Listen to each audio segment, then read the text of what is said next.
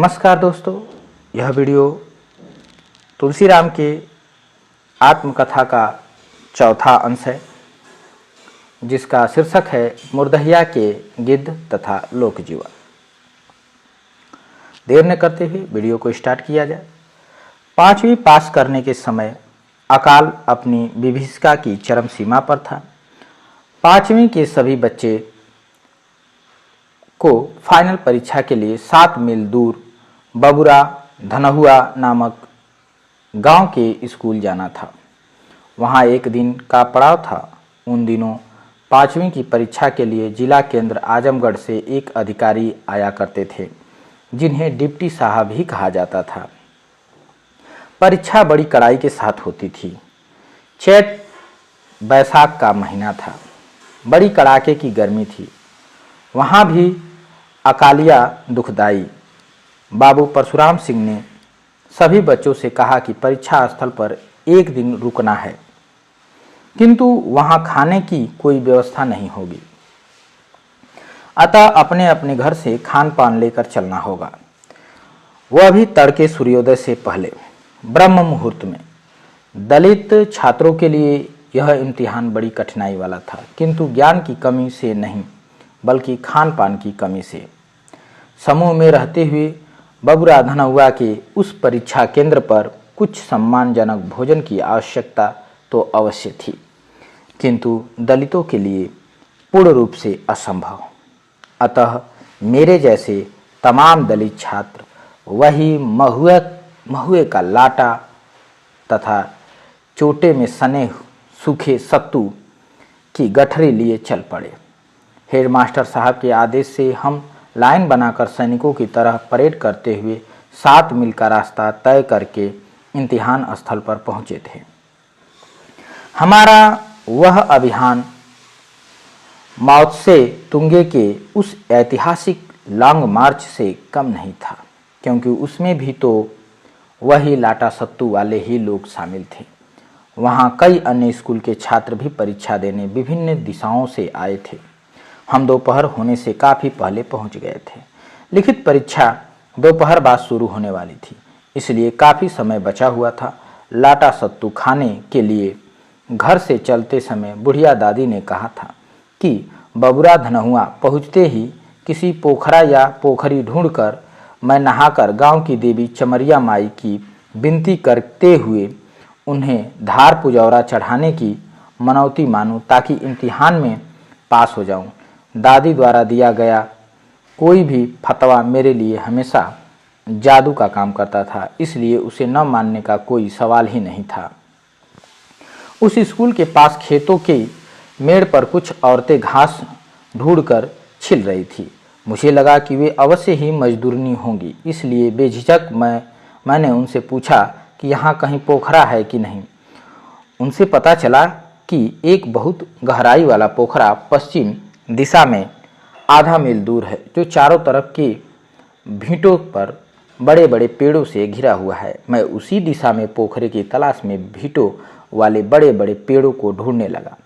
कुछ दूर चलने पर सामने देखा कि चतुर्भुज की आकृति में घसियारिनों द्वारा बताई गई पेड़ों की झुरमुटें साफ झलकने लगी। तभी सामने से एक छात्र आते दिखाई दिए। वे बबुरा धनहुआ के पास के ही रहने वाले थे, किंतु हमारे शेरपुर कुटी के हाई स्कूल में 9वीं कक्षा में पढ़ते थे। उस स्कूल के अधिकतर छात्र किसी भी कक्षा के छात्रों को जानते पहचानते थे।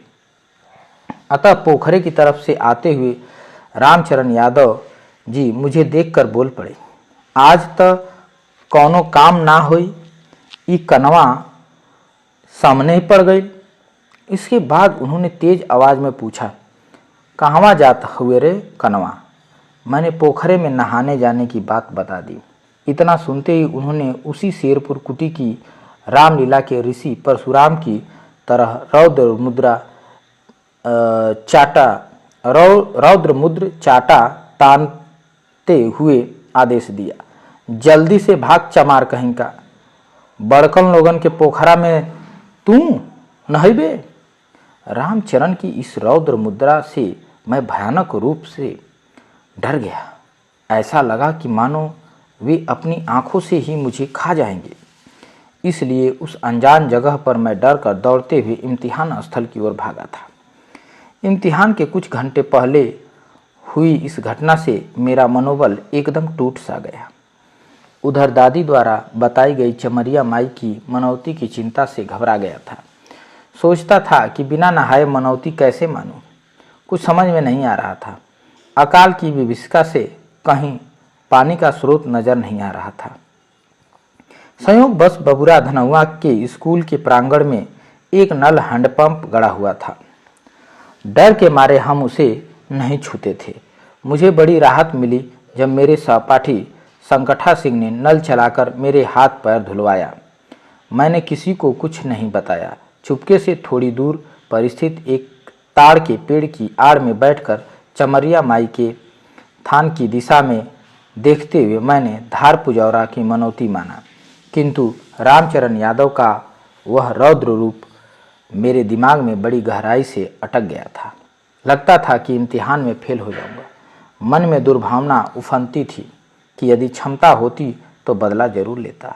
हकीकत में सब कुछ असंभव था।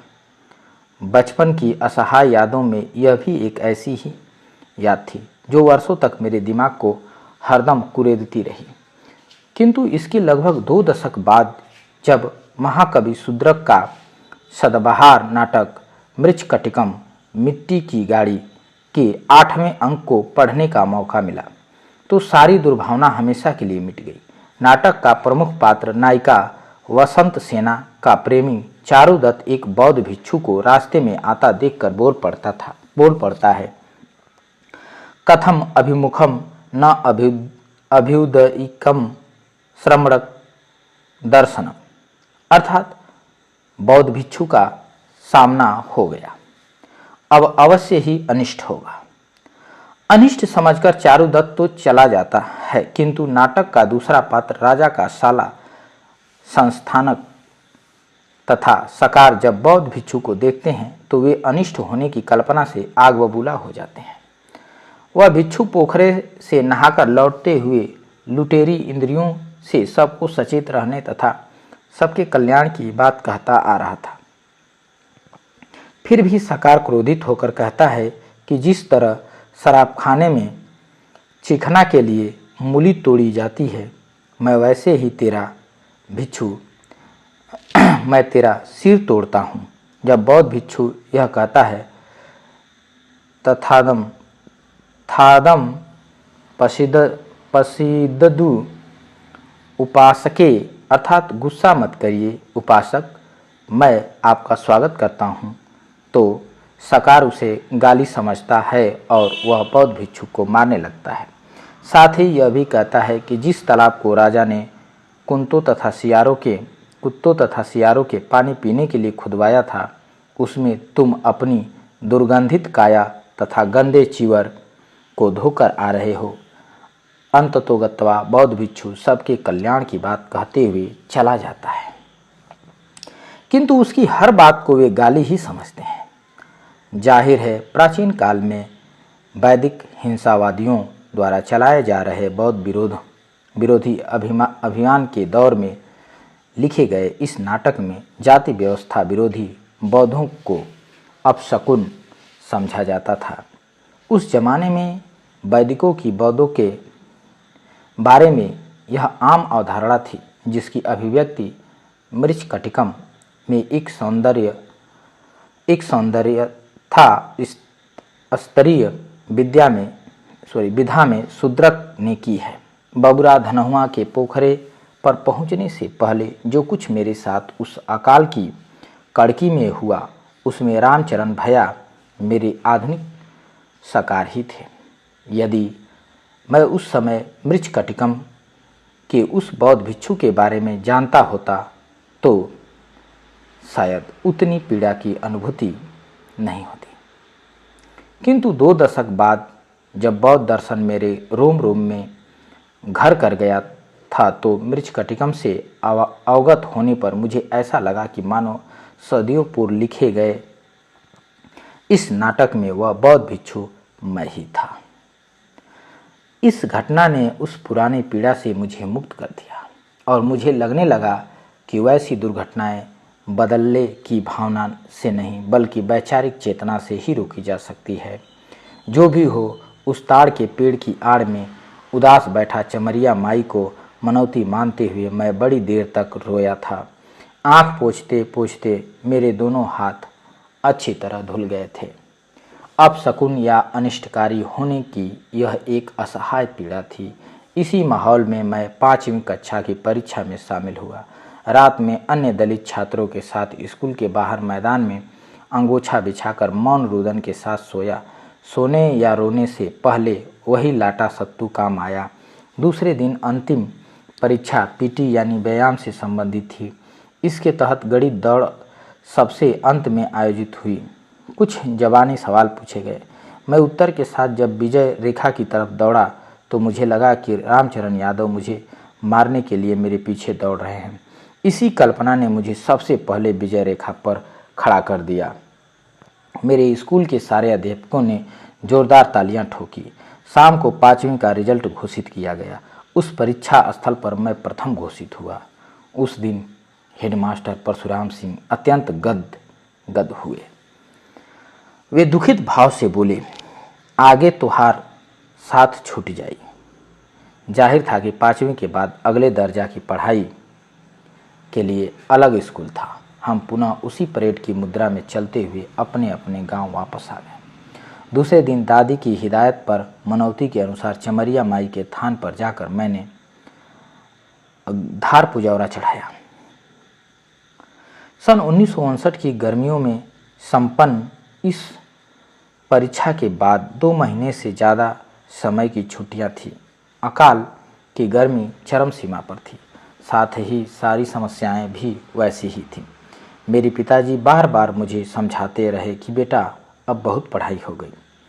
वे यह भी कहते रहे कि अब बहुत ज़्यादा दिन तक उनसे हरवाही नहीं होगी, अब तोहके हरवाही करे के पड़ी। ऐसा सुनकर मैं दहल जाता था।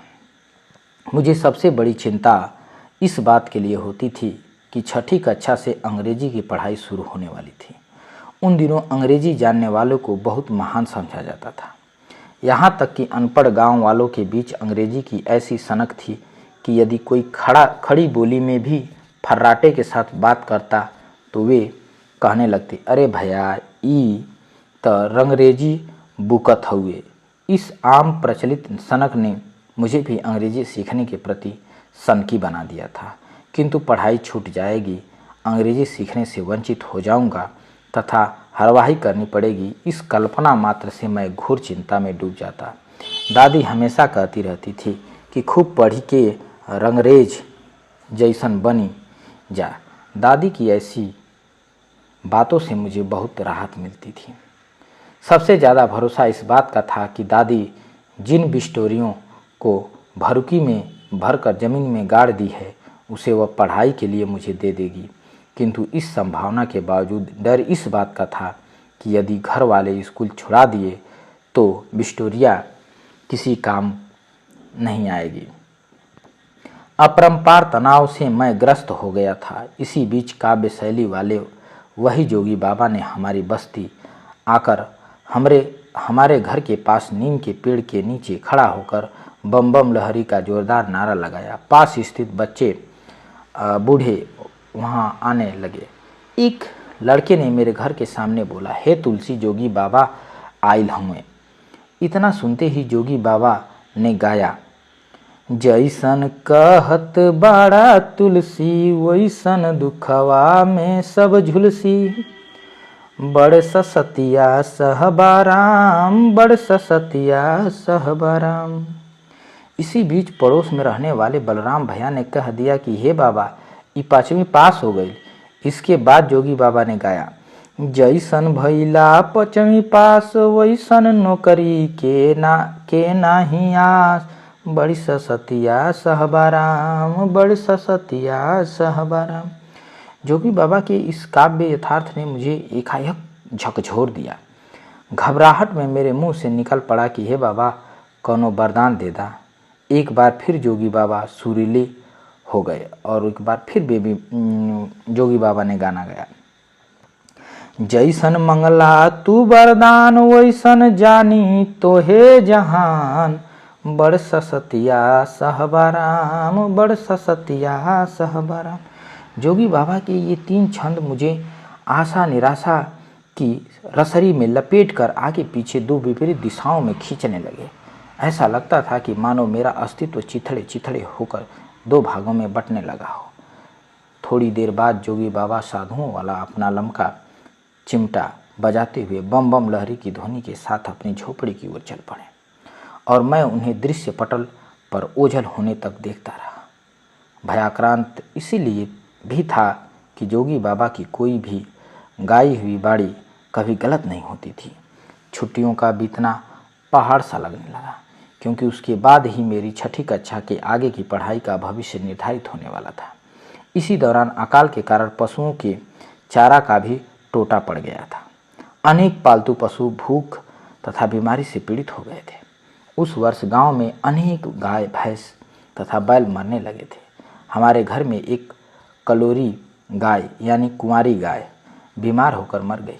उस समय एक परंपरा के अनुसार गांव का कोई भी हरवाह अपने मालिक जमींदार के मरे पशु की खाल निकालकर उसे बेचने से मिले धन को अपने पास रख लेता था। ऐसे चमड़ों की कीमत प्रायः 20 रुपया होती थी। इस तरह के मरे पशुओं को दलित बांस की काड़ी में पैर की तरफ से बांधकर डोली की तरह ढोते हुए मुर्दहिया पर ले जाते थे। वहीं चमड़े छुड़ाए जाते थे। हमारे घर में मुन्नर चाचा चमड़ा छुड़ाने में माहिर थे। चमड़ा छुड़ाते समय उन्हें हमेशा एक टहलुआ यानी उनके अनुसार काम करने वाला टहलुआ की ज़रूरत होती थी। जब हमारे घर वाली कलोरी गाय मरी तो 6 आदमी काड़ी पर ढोते हुए मुर्दहिया पर ले गए। मुन्नर चाचा कहने लगे कि उस छुट्टी में मैं चमड़ा छुड़ाना धीरे धीरे सीख जाऊं, ताकि भविष्य में इस चर्म कला में पारंगत हो सकूं। हम दोनों ने जमीन पर पड़ी मुर्दा गाय को पैरों की तरफ से ठेलकर पेट को उतान किया। मुन्नर चाचा ने मुझे आदेश दिया कि मैं गाय के पिछले पैर को पकड़कर ऊपर ताने रहूं। मैंने वैसा ही किया। अब गाय का पेट सीधे ऊपर था। मुन्नर चाचा ने एक बड़ी सी छुरी को एक छोटे से पत्थर से रगड़कर तेज किया। पत्थर से रगड़ने के कारण छुरी से निकलती हुई कर कर की ध्वनि ने मुर्दहिया के सन्नाटे को भंग कर दिया। देखते ही देखते मुन्नर चाचा ने गाय के गर्दन के निचले हिस्से से छुरी भोंक दी तथा तेजी से पूरे पेट को चीरते हुए पिछली टांगों के बीच से आर पार कर दी। उनके आदेशानुसार मैं दोनों टांगों को ऊपर उठाए पकड़े रहा। उन्होंने चिरे हुए पेट के दोनों तरफ के चमड़े को एक एक बित्ता चौड़ाई के साथ छुड़ा दिया। फिर उन्होंने कहा कि मैं उनके साथ एक तरफ का चमड़ा पकड़कर उल्टी दिशा में उचाड़ने में मदद करूं। इस विधि से हम दोनों ने पेट के दोनों ओर तरफ से चमड़े को उचाड़कर पीठ की तरफ ला दिया। इस दौरान जहां छुरी की ज़रूरत होती थी, मुन्नर चाचा उसे चला देते थे। अब गाय का लगभग पूरा शरीर चुकाते खून से लथपथ रक्त के टीले जैसा हो दिखाई देने लगा, जैसा कि स्वाभाविक था। अचानक सैकड़ों गिद्ध आसमान में मंडराने लगे। कुछ गिद्ध बहुत नीचे उड़ान भरते हुए मांस नोचने के लिए झपट्टा मारने लगे। मैं बेतहाता डर गया था, क्योंकि गिद्ध की चोंच मुन्नर चाचा की छुरी से कहीं ज़्यादा तेज थे। यदि किसी गिद्ध की चोंच मेरे हाथों पर लग जाती तो मैं भी स्वयं उस मुर्दे गाय का एक हिस्सा बनकर रह जाता। जाहिर है वह मुर्दा गाय गिद्धों के लिए अकाल की एक लहलहाती फसल थी, जिस पर वे अधिकार करने के लिए बेताब थे। अभी चमड़ा पूरी तरह से छुड़ाया नहीं जा सका था। चाचा के कहने पर मैं मुर्दहिया की झाड़ियों से एक लंबी डाल तोड़कर गाय के ऊपर आसमान से हाहो हाहो करते हुए घुमाता रहा। इस दौरान मुन्नर चाचा ने पूरा चमड़ा छुड़ाकर चादर की तरह चौपट कर मेरे सिर पर रख दिया। हम अपने घर की तरफ चल पड़े और सारे गिद्ध गोमांस पिंड पर गिर पड़े। बीच बीच में कुत्ते आपस में कोई कोई करके लड़ते रहे और उस मांस पिंड को नोचते हुए गिद्ध मजा उड़ाते रहे। इसके बाद मैं अनेकों बार इस तरह की चाम छुड़ाई के अवसाद से पीड़ित रहा, किंतु इसका एक रोचक पहलू था कि मेरे पशुओं के मांस पिंड पर झपट्टा मारते हुए गिद्धों के बीच खड़ा होकर झाड़ियों से उन्हें भगाने में मुझे एक अनोखी कलाकृति का अभिन्न अंग होने जैसी अनुभूति होती थी। ऐसे अवसरों पर मुर्दहिया पर मुर्दा मांस खाने के बाद सैकड़ों गिद्ध उस पशु कंकाल से थोड़ी दूर हटकर अपनी टेढ़ी घेंटी लिए घंटों तक मौन व्रती के रूप में किसी तपस्वी की तरह बैठे रहते थे। जाहिर है उनके अपने वजन से ज़्यादा मांस पिंड का वजन उनके पेट में रहता था, इसलिए वे जल्दी उड़ नहीं पाते थे। घंटों तक शांत बैठे ये गिद्ध ऐसा लगता था कि मानो वे मुर्दहिया के भूतों को शोकांजलि देने के लिए विपश्यना कर रहे हों। गिद्ध रात में कुछ भी नहीं खाते थे। इस मायने में वे बौद्ध भिक्षुओं जैसे होते हैं जो दिन में सिर्फ एक बार भोजन करते हैं। सांझ होते ही डूबते सूरज को देखकर यकायक ये गिद्ध शोर मचाते हुए विभिन्न दिशाओं में स्थित अपने खेतों की तरफ उड़ान भरने लगते थे। उनकी ये उड़ानें युद्धक विमानों की तरह लगती थीं। मुर्दहिया के पास स्थित खेतों वाले पीपल तथा बरगद के पेड़ों पर वे काफ़ी नीचे से उड़ान भरते थे। उस समय उनकी उड़ान से उत्पन्न शांय शांय करती हवाओं से बड़ी डरावनी भुतई कल्पना साकार हो उठती थी। इन खेतों से मुश्किल से एक फरलांग की दूरी पर हमारा घर था, अतः डांगर खाने के बाद वाली रात को ये गिद्ध रह रह कर बड़े जोर से चिघाड़ने लगते थे। मेरी दादी कहती थी कि गिद्धवा ढेर खाई ले हवे, यही मारे पेटवा दुखात हुए, जौने कारण कराती हवाओं से बड़ी डरावनी भुतई कल्पना साकार हो उठती थी। जौने कारण वो चिल्लावे लागे। चाहे जो भी हो, गिद्धों का यह संपूर्ण माजरा मुझे बार बार मोहित करता रहता था।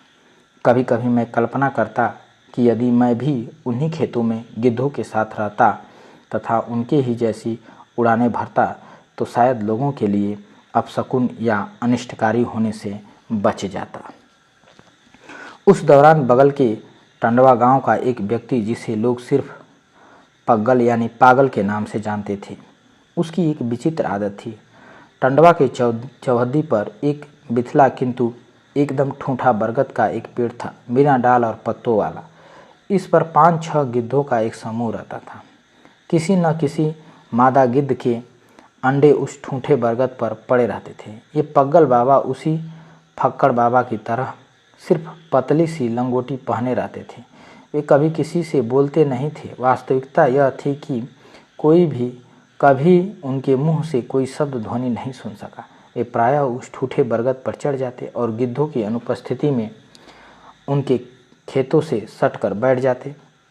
उनके खोतों से जो खतोना है, खोतों से सटकर बैठ जाते।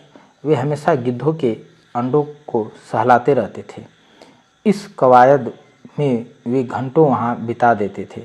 जब गिद्ध वापस वहाँ मंडराने लगते तो पग्गल बाबा बरगद से नीचे उतरते और उनका 1-2 अंडा अवश्य अपने साथ लाते।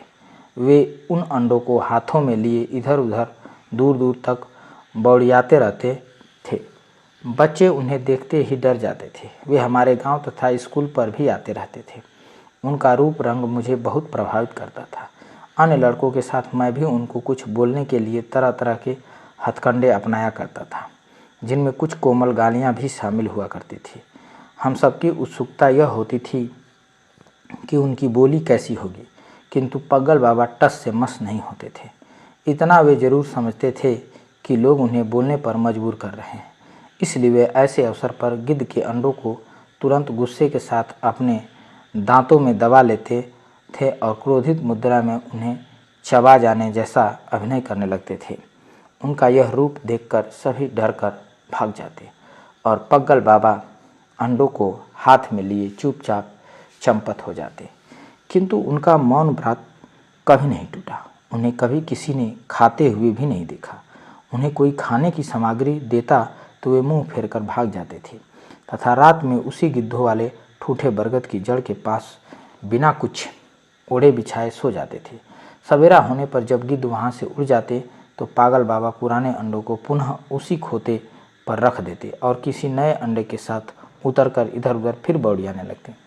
वे अंडे को कभी नुकसान नहीं पहुंचाते थे। वे एक अद्भुत गिद्ध प्रेमी थे, किंतु उस अकाल में एकदम झुलस गए थे। मैं उन्हें देखकर हमेशा कारुणिक हो जाता था। इन्हीं गिद्धों प्रकरणों के दौरान गांव के जोखू पांडे का एक बैल मर गया। मुर्दहिया पर सारे जुड़े कर्मकांड संपन्न हुए। जोखू पांडे के हरवाहे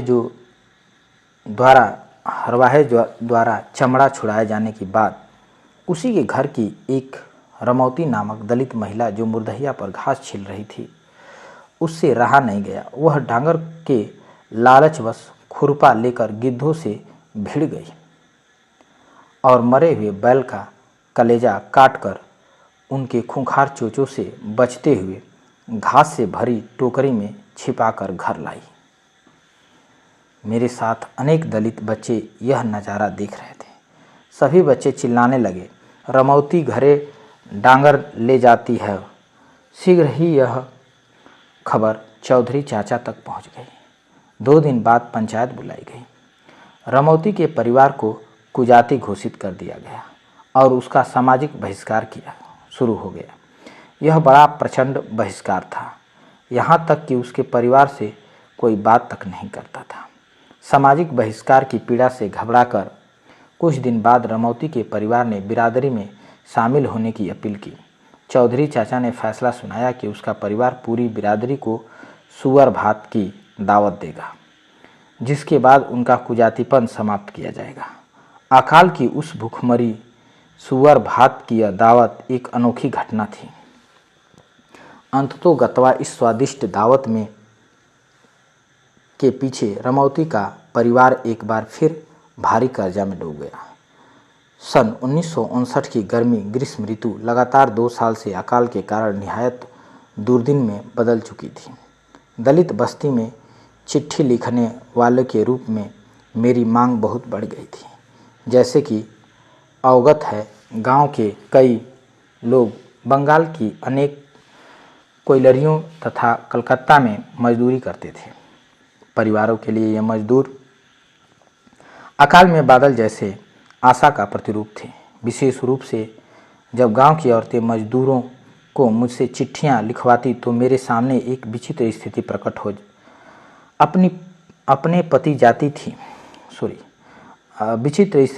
हो जाती थी। कई औरतें भूखमरी का वर्णन करते करते रोने लगती थीं।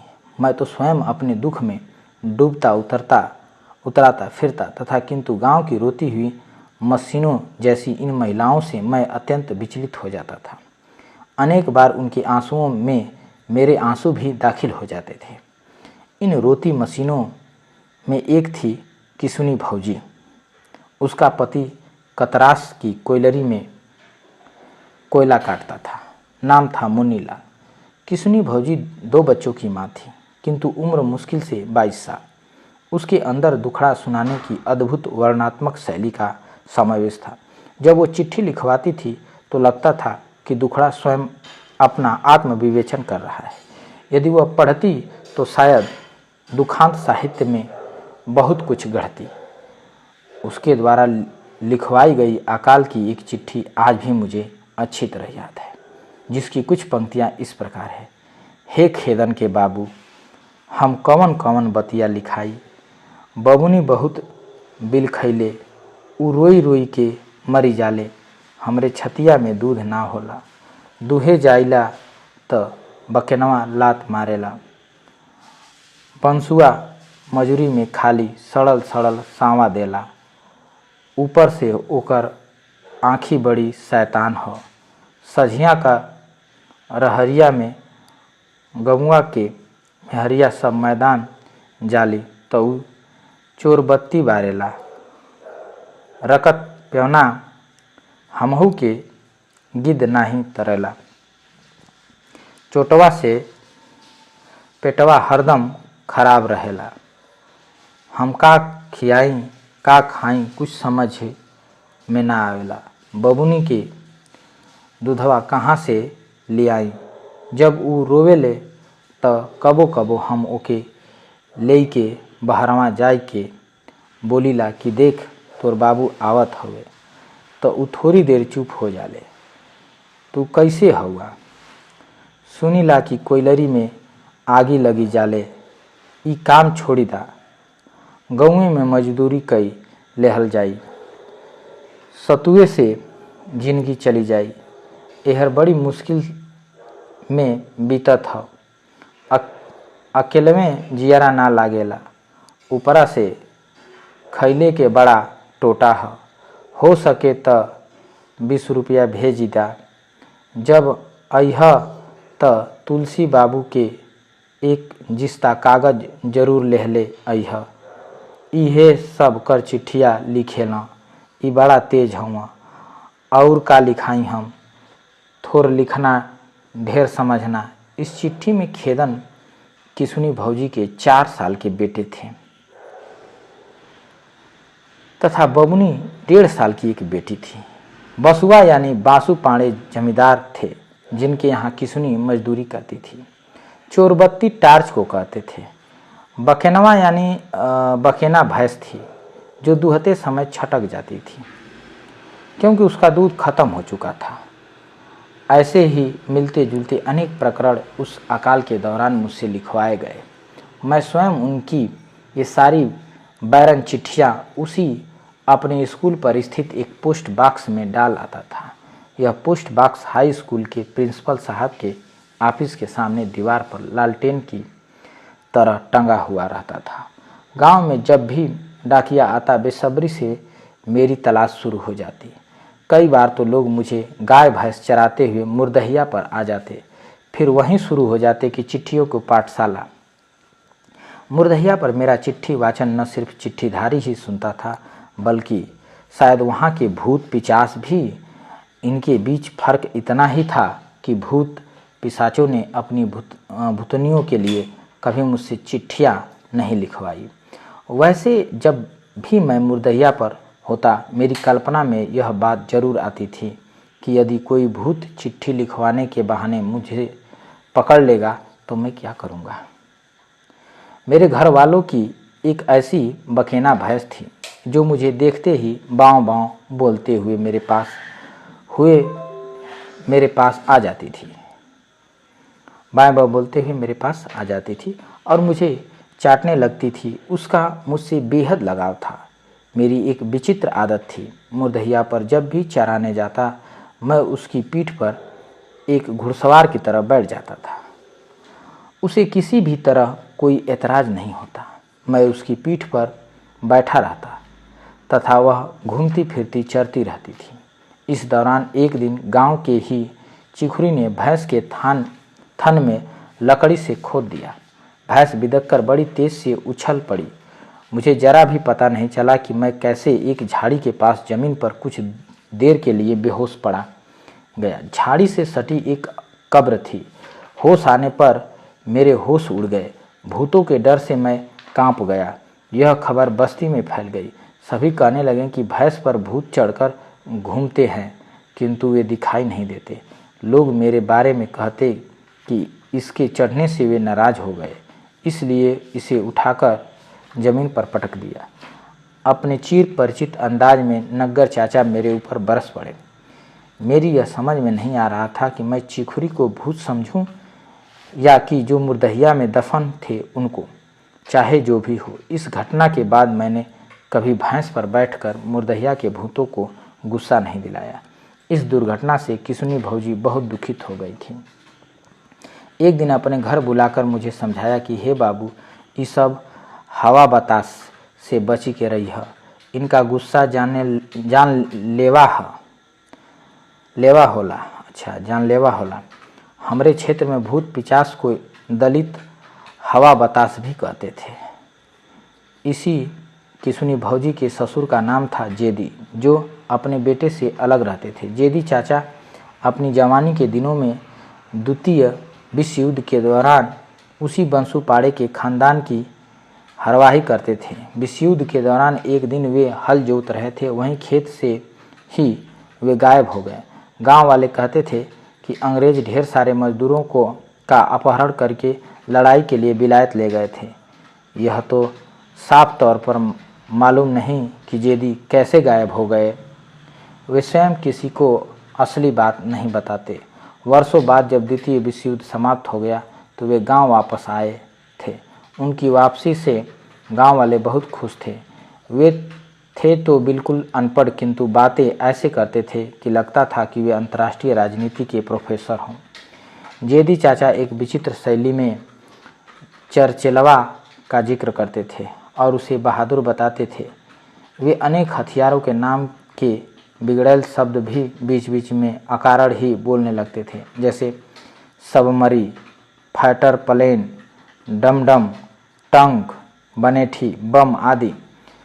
कुछ शब्द ऐसे भी बोलते थे जैसे मस्पोटम, शटल, बसरा, बगदाद, दुबई, खम्मा, दजला आदि आदि। इस तरह के अनेक शब्द वे बिना वाक्य के स्वतंत्र रूप से ऐसे बोलते थे कि जैसे किसी को डांट रहे हो।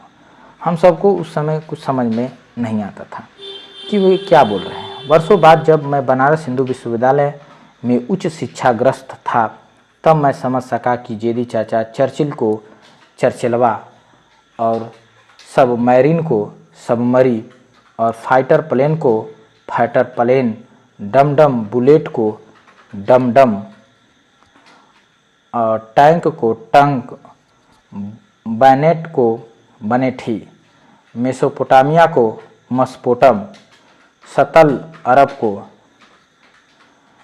शटल, रास अल खैमा को खम्मा आदि आदि कहते थे। हकीकत यह थी कि जेदी चाचा को अंग्रेजी विश्व युद्ध के दौरान एक अस्थायी टहलुआ के रूप में बगदाद ले गए थे।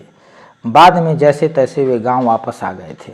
वास्तविकता यह भी थी कि जेदी चाचा का मूल नाम लुरखुर था, किंतु बगदाद पहुंचने पर किसी अंग्रेज अफसर ने उन्हें शिया मुसलमानों के लोकप्रिय उपनाम जैदी के नाम से पुकारना शुरू कर दिया। वहाँ यही उनका प्रचलित नाम था, किंतु लुरखुर चाचा अपने को जेदी समझने लगे थे। गांव में भी लोग जेदी के रूप में ही उन्हें पुकारने लगे थे। वे विश्व युद्ध की अनेक कहानियाँ सुनाया करते थे, जिसे सुनकर मैं बहुत मंत्रमुग्ध हो जाता था। उनकी ये कहानियाँ मुझे ललचा कर मारती थीं। उन्हें सुनकर उत्कट इच्छा होती थी कि मैं भी 5वीं के आगे पढ़ूं और सारी दुनिया के बारे में जानूं, किंतु पढ़ाई छूटने की निरंतर दुविधा एवं चिंता ने मुझे एकदम मनहूम बना दिया था। इस ऊहापोह के दौरान एक अजीब हादसा हो गया। जेदी चाचा वहीं बंसू पाणे के यहाँ फिर से हरवाही करने लगे। उचित बनी के मांग के कारण वे अक्सर झगड़ जा पड़ते थे। उनके इस स्वभाव के कारण बंसू ने बकरी चोरी के आरोप में सबक सिखाने के लिए चिरैयाकोट थाने के एक ब्राह्मण सिपाही, जिससे उनकी दोस्ती थी, को बुलाकर जेदी चाचा को बहुत पिटवाया और डोरी में बांधकर थाने ले जाने की तैयारी करने लगे। विचित्र तथ्य यह था कि बंसू के पास कोई बकरी थी ही नहीं। किसी तरह जेदी चाचा 5 रुपये घूस देकर पुलिस से छुटकारा पाए। पुलिस से इस बार भी हम सभी बुरी तरह से डर गए थे। बंसू पाड़े के इस छलिया कपट से आघातित होकर जेदी चाचा प्रतिरोध स्वरूप एक नए किस्म का सत्याग्रह करने लगे। वे सब काम धाम बंद कर दाढ़ी मूछ बढ़ाना शुरू कर दिए थे। निचंड धूप में चारपाई डालकर एक चादर ओढ़कर दिन भर सोते रहते थे। पूछने पर कहते कि जब तक बाभन न्याय नहीं करते मैं दाढ़ी मूछ बढ़ाता रहूँगा तथा धूप में ही सोऊंगा। वे इस मामले में निहायत जिद्दी थे। पंचायत आदि द्वारा किसी अन्य समझौते को वे मानने से साफ इनकार कर दिए थे। धीरे धीरे वे बीमार पड़ने लगे। अंततोगत्वा उसी अकाल में वो प्राण त्याग दिए। उनकी मृत्यु से बड़ा शोकमय वातावरण हो गया था। जेदी चाचा गुरुमुख थे। वे शिव नारायण पंथ को मानने वाले थे। जब जब हमारे घर गादी लगती थी, जेदी चाचा सौतवां गाय के माहिर थे। उनकी बड़ी बुलंद आवाज़ थी। जब सौतवां ढोल मर्जिरे के साथ अपनी चरम सीमा पर होता था तो जेदी चाचा अचानक खड़े होकर बहुत जोर से डांटने की शैली में होए बोल पड़ते थे। उनके इस जोरदार होए से सौतोवा का आकर्षण बेहद रोचक बन जाता। ऐसे अवसरों पर मैं इंतजार करता रहता कि कब जेदी चाचा होए कहकर डांटते हैं। जब उनकी लाश दफनाने के लिए मुर्दैया पर ले जाई जा रही थी तो शिव नारायण पंथ की परंपरा के अनुसार सौतवा के दौरान कई लोगों ने उनकी इस डांटने वाली शैली का अनुसरण करना चाहा, किंतु वो बात कहाँ जो जेदी चाचा में थी। मैं भी उनकी लाश के पीछे पीछे मुर्दैया पर गया था। उनके दफन के साथ ही वहाँ के भूतों की आबादी में एक और नाम जुड़ गया। उनकी कब्र से लौटते हुए मेरे मस्तिष्क में उनके ये शब्द चरचलवा, मस्फोटम, फैटर, डमडम, खम्मा, दजला आदि शोर मचाते रहे। आज जब मैं अंतर्राष्ट्रीय राजनीति के एक बड़े सेंटर का प्रोफेसर एवं अध्यक्ष बन चुका हूँ तो यह स्वीकारने में गर्व होता है कि इसके पीछे मेरी प्रेरणा के असली जनक वे 3 गरीब मजदूर थे जिन्होंने मुझे छोटी उम्र में अंतर्राष्ट्रीय राजनीति की तरफ अनजाने में ही खींचा था। इनमें एक थे सोवियत संघ में समूही खेती वाले मुन्नर चाचा, दूसरे डांगे को डंगरिया कहने वाले सोनई तथा तीसरे थे डढ़ियल जेदी चाचा। उनके दाढ़ी मूछ रखने का रहस्य मेरे मस्तिष्क में तब खुला जब सन 1978 और 1979 में ईरान पर शोध के दौरान मुझे पता चला कि वहाँ के गिलान प्रांत के मिर्जा कुचेक का खां नामक एक क्रांतिकारी के नेतृत्व में सन 1910 से 20 के दशक में हजारों युवकों ने कसम खाई थी कि जब तक वे अंग्रेज साम्राज्यवादियों को ईरानी की धरती से भगा नहीं देंगे तब तक वे दाढ़ी मूछ बढ़ाते रहेंगे तथा घर छोड़कर जंगल में रहेंगे। ईरान में उनके इस आंदोलन को जंगल आंदोलन तथा क्रांतिकारियों की जंगली कहा जाता है। मिर्जा कुचेक खां लेनिन से पत्र व्यवहार भी करते थे। जाहिर है जेदी चाचा ने अपने बगदाद प्रवास के दौरान इन ईरानी जंगलियों के बारे में अवश्य कुछ सुना होगा, इसीलिए उन्होंने उनका रास्ता अपनाते हुए बंसु पाड़े के विरुद्ध विद्रोह का बिगुल फूंक दिया था, जिसके चलते उन्होंने जान दे दी, किंतु क्रांतिकारी आदर्श नहीं छोड़ा। ऐसे थे भूखड़ क्रांतिकारी बगदाद रिटर्न जेदी चाचा। इन घटनाक्रमों के बीच मेरे साथ एक बड़ा रोचक हादसा हुआ। हमारे गांव के पड़ोसी परसुपुर के पत्तू मिसिर का एक पोखरा था जो मुर्दैया के दक्षिण दिशा में 2 फरलांग की दूरी पर था। पोखरे के चारों तरफ भींटों पर नीम के बड़े बड़े सैकड़ों पेड़ थे। पोखरे के ही पास एक बिथला मलदहिया आम का पेड़ था जिस पर बहुत बड़े बड़े आम के फल लगे हुए थे। मलदहिया आम कच्चे पर भी बहुत स्वादिष्ट होता था। मलदहिया हमें चोरी के लिए हमेशा प्रेरित करता रहता था। उन्हीं गर्मी की छुट्टियों के दौरान एक दिन मैंने चिखुरी के साथ ढेर सारा आम तोड़ने की योजना बनाई। मैं छिपते छिपाते मलदहिया पर चढ़ गया और बड़े बड़े आम तोड़कर नीचे फेंकने लगा।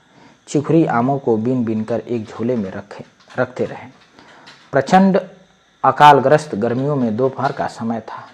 उस पेड़ से करीब 250 गज की दूरी पर पत्तू मिस्र का घर था। वे वहीं से मलदहिया की तरफ देखा करते थे। चिखुरी को कभी इधर तो कभी उधर पेड़ के इर्द गिर्द आम बीनते देखकर पत्तू मिस्र आशंकित होकर गालियां देते हुए लाठी लेकर दौड़ पड़े। उन्हें देखकर चिखुरी तुरंत भागकर मुर्दैया की तरफ चले गए। मैं पेड़ पर काफ़ी ऊंचाई पर था, इसीलिए नीचे नहीं उतर सका। इस बात से बुरी तरह डरा हुआ था कि आज पत्तू मिसिर बहुत पिटाई करेगा। अतः एक डाल पर बैठे बैठे मैंने पत्तेदार कई टहनियों से अपने को डंक लिया। गलती से मेरा एक पैर डाल के नीचे लटक रहा था ढक लिया और गलती से मेरा एक पैर जो है डाल के नीचे लटक रहा था। पत्तू पेड़ के नीचे खड़े होकर अपनी लाठी को कमर के पीछे बेड़े अपने दोनों हाथों से उठगाए ऊपर की तरफ अन्वेषी निगाहों से देखने लगे। संयोगवश उन्होंने मेरे लटकते हुए पैर को देख लिया। इसे देखते ही जय शुद्ध बाबा की, जय शुद्ध बाबा की कहते हुए पत्तू मिश्र पेट के बल जमीन पर गिर पड़े।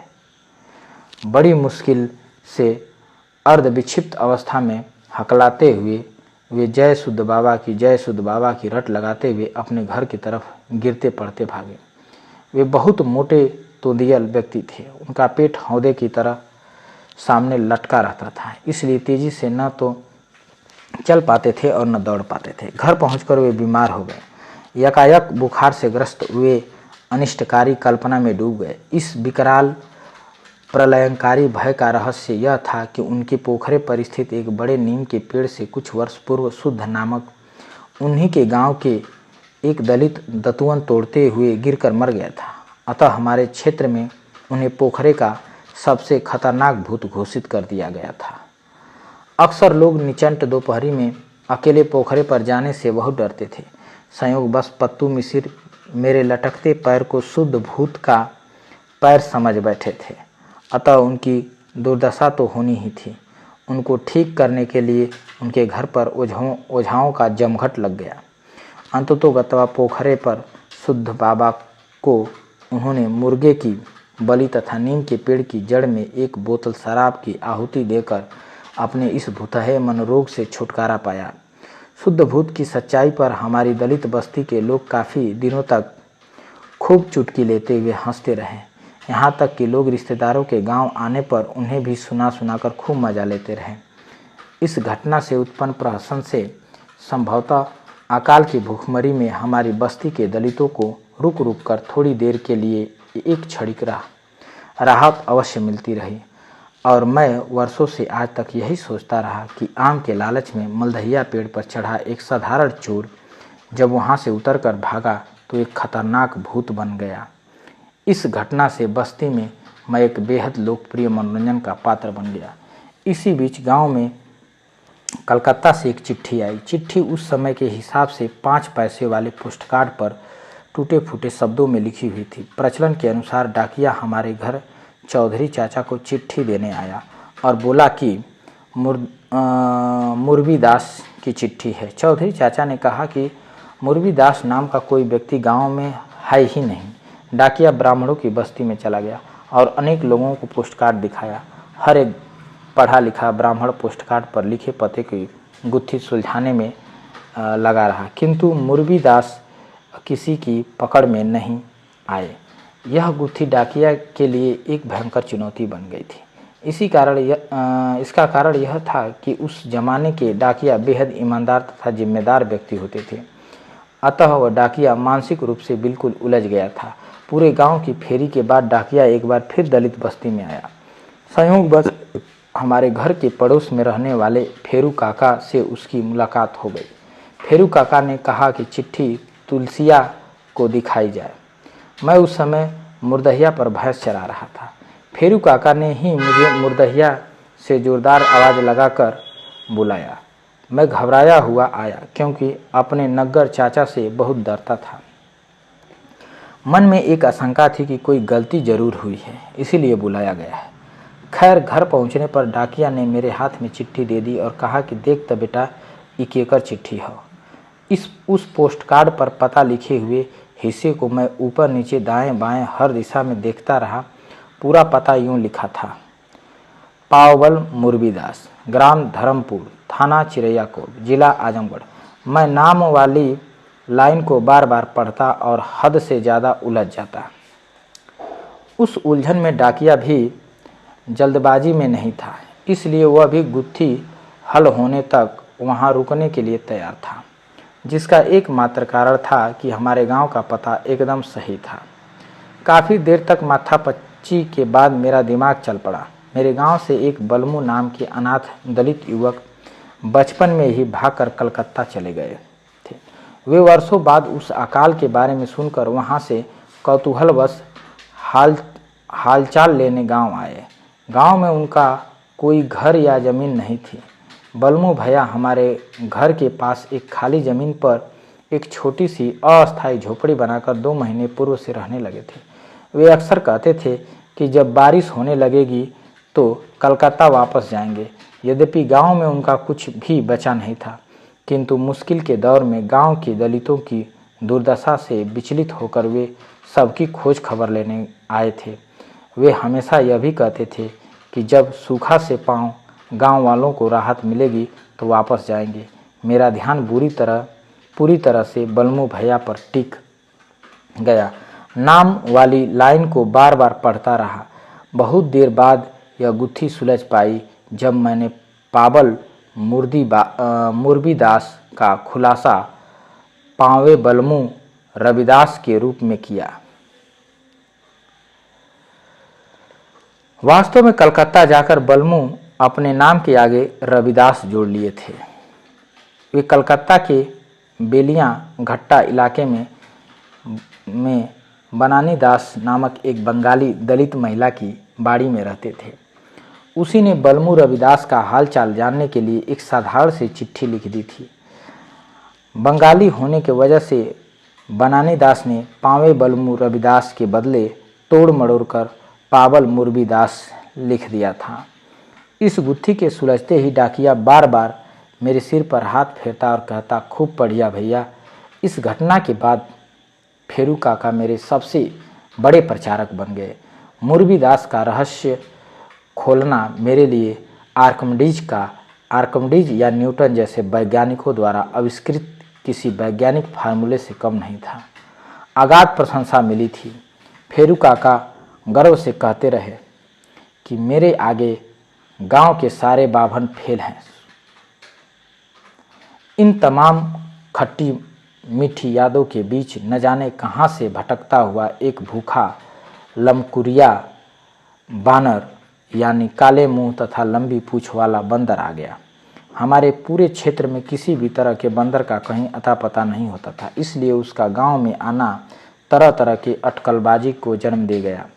कोई कहता कि लमकुरिया भूत है तो कोई कहता हनुमान जी हैं, किंतु गांव के सारे बच्चे और युवक उसे मनोरंजन का एक रोचक साधन समझ बैठे। क्या दलित क्या बाभन सभी उसका पीछा करने लगे। उसे खदेड़ने की प्रक्रिया में इधर उधर पड़े सारे कंकड़ पत्थर साफ हो गए। चूँकि हमारे गांव में अनगिनत पेड़ तथा जंगल थे, इसलिए वो बंदर कभी किसी एक पेड़ पर तो कभी कंकड़ पत्थरों की बौछार से उबकर दूसरे पर छलांग लगा लेता। शीघ्र ही कंकड़ पत्थरों का हुजूम भी एक पेड़ से दूसरे पेड़ की तरफ चल पड़ता। बीच बीच में बंदर गुस्सा होकर चिचियाने लगता था। उसका यह चिचियाना मनोरंजन की आग में घी का काम करने लगता था। परिणाम स्वरूप कुछ और कंकड़ पत्थर उसे अपने निशाने पर ले लेते थे। वह घंटों तक गांव के अनेक दिशाओं में स्थित विभिन्न पेड़ों पर भागता रहा। अंततोगत्वा भागते हुए वह ब्रह्म बाबा के चौरे के पास स्थित एक विशाल आम के पेड़ पर चढ़ गया। वह सबसे ऊपर की डाली पर बैठ गया, जहां पत्थरों का पहुंचना कठिन था, क्योंकि ये पत्थर मार सारे योद्धा भी थक चुके थे। अंत में बंसुपाड़े अपनी बंसवार से एक लंबा बांस काटकर उसकी लग्गी बनाकर बंदर को खोदने लगे। इस नए हथियार से वे बिल्कुल घबरा गया।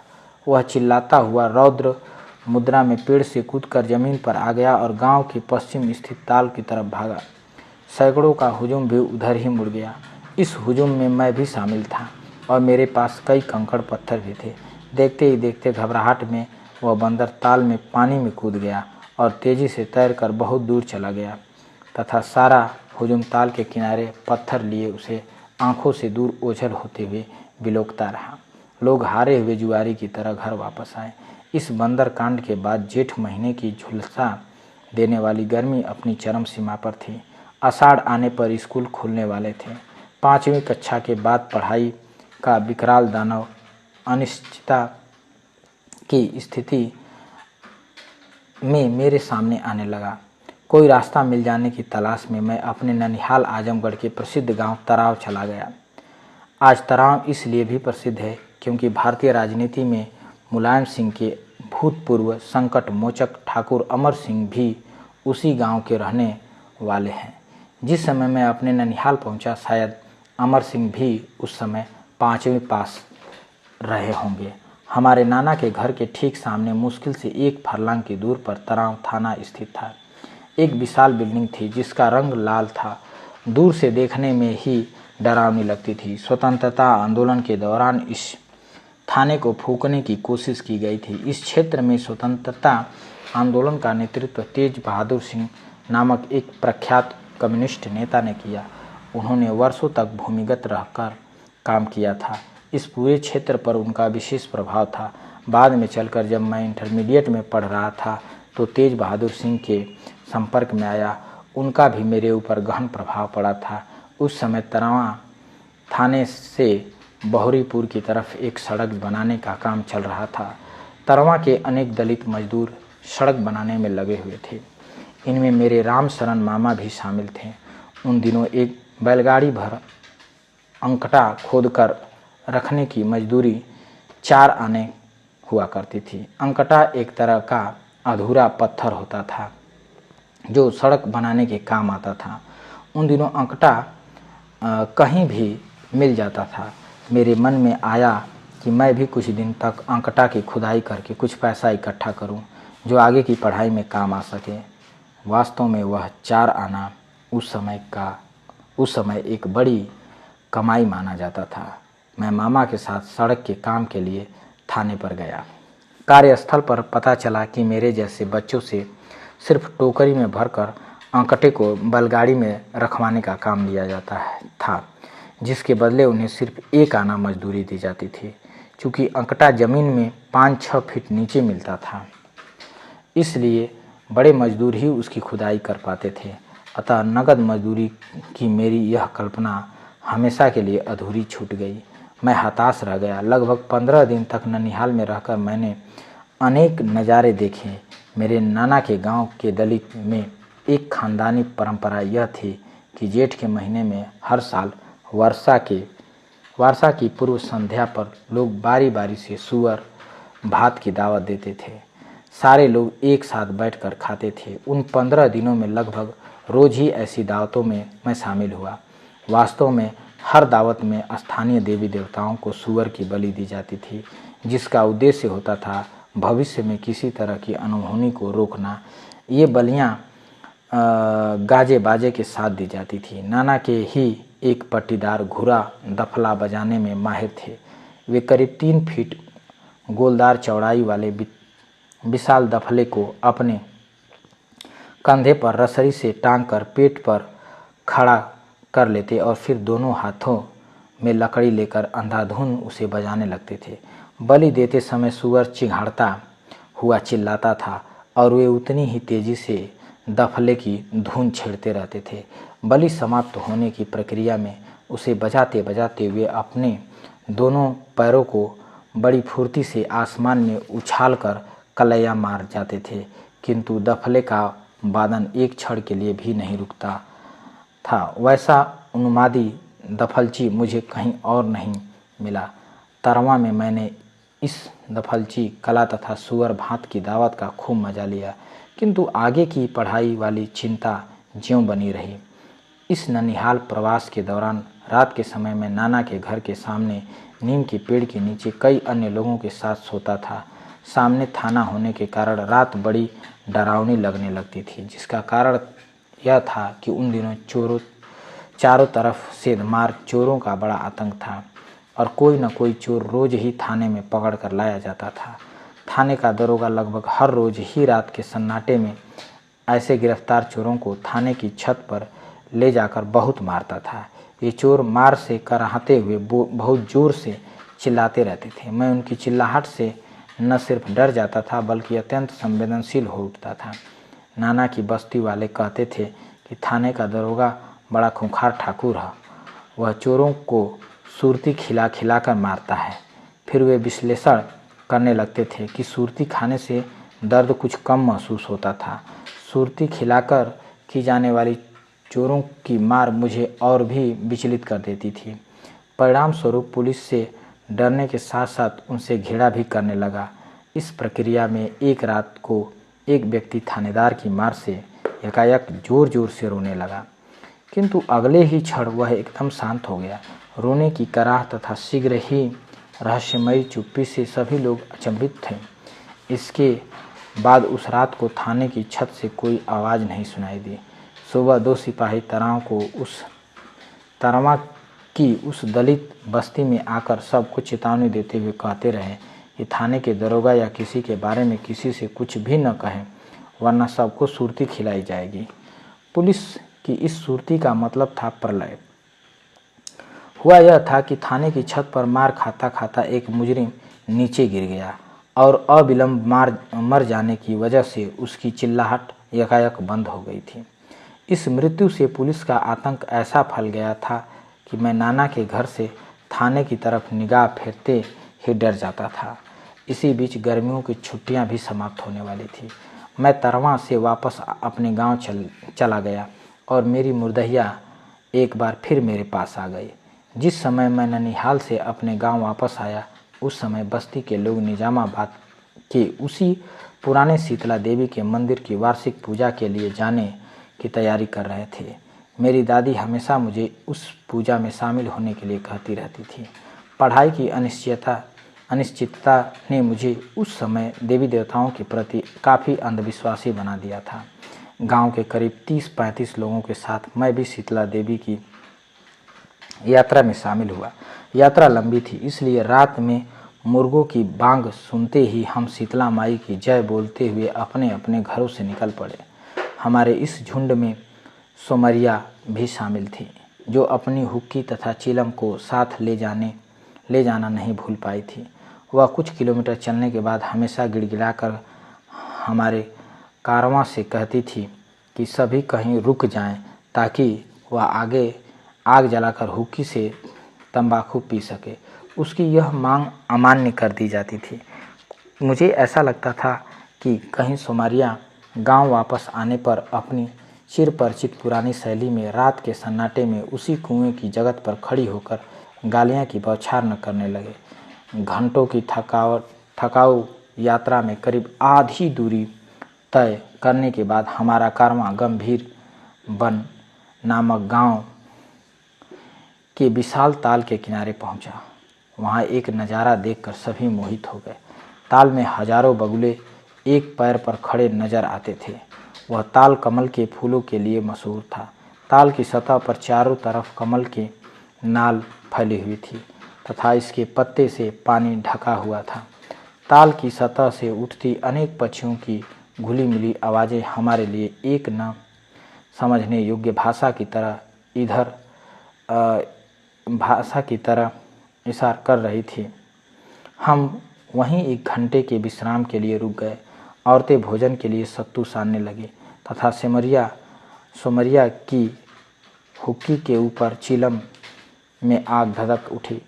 इसी पड़ाव में यह भी खूब था कि आग यहाँ भोजन पकाने के लिए नहीं, बल्कि हुक्की चिलम के काम आ रही थी। हम दिन के तीसरे पहर शीतला मंदिर के पास पहुँच गए। वहाँ रात भर का पड़ाव था, क्योंकि पूजा दूसरे दिन सुबह होनी थी। वहाँ सैकड़ों लोग उपस्थित थे। सभी मंगलवार को पूजा के इंतजार में थे। हम सब सारी रात मैदान में सोकर बिताए। सूर्योदय होते ही शीतला की पूजा शुरू हो गई। हमारे गांव वाले किसी तरह एक सेर गेहूं का आटा इंतजाम करके साथ ले गए थे, जिससे सोहारी हलवा पकाकर शीतला देवी को चढ़ाना था। साथ ही सूअर के छौने की बलि भी देनी थी। मेरी माँ सोहारी हलवा ईंट के चूल्हे पर पकाने लगी तथा मेरे पिताजी मुझे लेकर गांव वालों के साथ छौना ढूंढने निकल पड़े। वहां मंदिर के पास ही थोड़ी दूर पर सूअर पालने वाले सैकड़ों छौनों को जाल में लपेटकर बेच रहे थे। उस समय 2-3 किलो के छौने 3 से 5 रुपए में मिल जाते थे। शीघ्र ही हम छौने को लेकर वापस आ गए। परंपरा के अनुसार छौनों की बलि के साथ साथ वेश्याओं का नाच भी देवी के सामने करवाया जाता था। मंदिर के पुजारी ही छौना को गला काटने के लिए तांत्रिकों को अपने पास रखते थे। वहाँ नाचने वालियों का झुंड भी मौजूद रहा करता था। मेरे गांव वाले इन्हें मेला घुमनी कहा करते थे। मेरे पिताजी भी नाच के लिए एक मेला घुमनी 2 रुपये में ढूंढ लाए। इन मेला घुमनियों के साथ एक बार तबलची हुआ करता था। तबलची दोनों तबलों को एक चादर में लपेटकर कमर में बांधे रहता था और नृत्य के समय मेला घुमनी के स्वर मिलाकर देवी का गुणगान करने लगता था। तथा तबले की थाप से सारा वातावरण गूंज उठता था। इसी बीच बलि का छौना भी सिरविहीन हो जाता था। यह सारी प्रक्रिया मुश्किल से 5 मिनट में समाप्त हो जाती थी। मेला घुमनी के नाच के बाद हम भावविभोर होकर मंदिर से बाहर निकलकर देवी माँ का सोहारी हलवा वाला प्रसाद खाने लगे। अचानक एक चील ने झपटा मारा और मेरे हाथ से सोहारी हलवा दूर जा गिरा तथा देखते ही देखते मेरा बायां हाथ खून से लथपथ हो गया।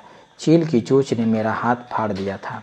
छौने की बलि तथा अन्य खाद्य सामग्री के कारण वहाँ हजारों के चील कौवे आसमान में निरंतर उड़ान भरते रहते थे। मेरे पिताजी कुछ ताज़ा गोबर ढूंढ कर लाए और मेरे घायल हाथ पर छोप दिया।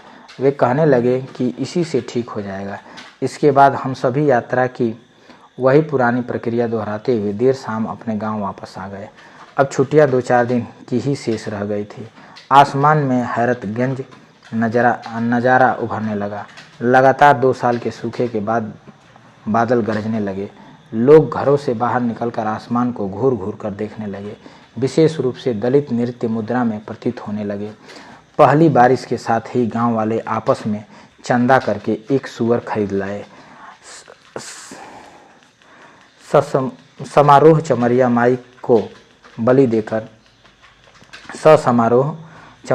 को बलि देकर बारिश का स्वागत किया गया। इसी बीच मुदहिया के ऊपर पूरे आसमान को घेरता हुआ एक विशाल अर्धचंद्राकार इंद्रधनुष दिखाई दिया। हमारे गांव के दलित इंद्रधनुष देखते ही हाथ जोड़कर इंद्र भगवान की जयकार करने लगे। वे कहते थे कि अब इंद्र भगवान खुश हो गए हैं, इसलिए खूब पानी बरसाएंगे। धनुष का विश्लेषण करते हुए गांव वाले यह भी कहते थे कि जब इंद्र देवताओं की पंचायत बुलाते हैं तो सभी देवता गोलाई में बैठ जाते हैं, जिसके कारण वे इंद्रधनुष के रूप में आसमान में दिखाई देने लगते हैं। वर्षा की इस आसपास के बीच 1 जुलाई 1959 ने आगमन मेरी चिंता को धधका दिया। यह एक ऐसी तारीख थी जिससे मेरा भविष्य तय होने वाला था। घर में कोहराम मचा हुआ था। नग्गर चाचा जैसे विस्फोटक दिमागी वाले घर के लोग आरोप लगाने लगे कि मैं पढ़ाई के बहाने कामचोर बनाना चाहता हूँ। बड़ी मुश्किल से दादी की जिद पर मुझे 4 आने मिला, जो 6ठी कक्षा के नाम लिखाने की फीस थी। यह चवन्नी इस बात की गारंटी थी कि अब 6ठी से लेकर 10वीं कक्षा तक की पढ़ाई का मार्ग खुल गया। उस दिन मैं दौड़ते हुए स्कूल गया। 6ठी कक्षा में मेरा दाखिला युगांतकारी सिद्ध हुआ, क्योंकि यहीं से शुरू हुई थी मेरी अंग्रेजी भाषा की शिक्षा, जिसके ज्ञान ने मुझे आगे चलकर अपने गांव में किसी अन्य ग्रह का मानव बना दिया था। 6ठी में अंग्रेजी पढ़ाने वाले मास्टर थे मुसाफिर लाल, किंतु उन्हें भी सभी लोग सिर्फ मुंशी जी के नाम से जानते थे। वे उसी जिगर संडी गांव के रहने वाले थे जहां के बाबू परशुराम सिंह थे। ये अंग्रेजी वाले मुंशी जी प्राइमरी वाले मुंशी जी से बिल्कुल भिन्न थे। वे अत्यंत मेहनती और अनुशासन वाले व्यक्ति थे। वे किसी के साथ भेदभाव नहीं करते थे। परिणाम स्वरूप अंग्रेजी के प्रति मेरा आकर्षण एक तरह के पागलपन में बदल गया। मुंशी जी जो कुछ सिखाते पढ़ाते मैं सब कुछ रट लेता था।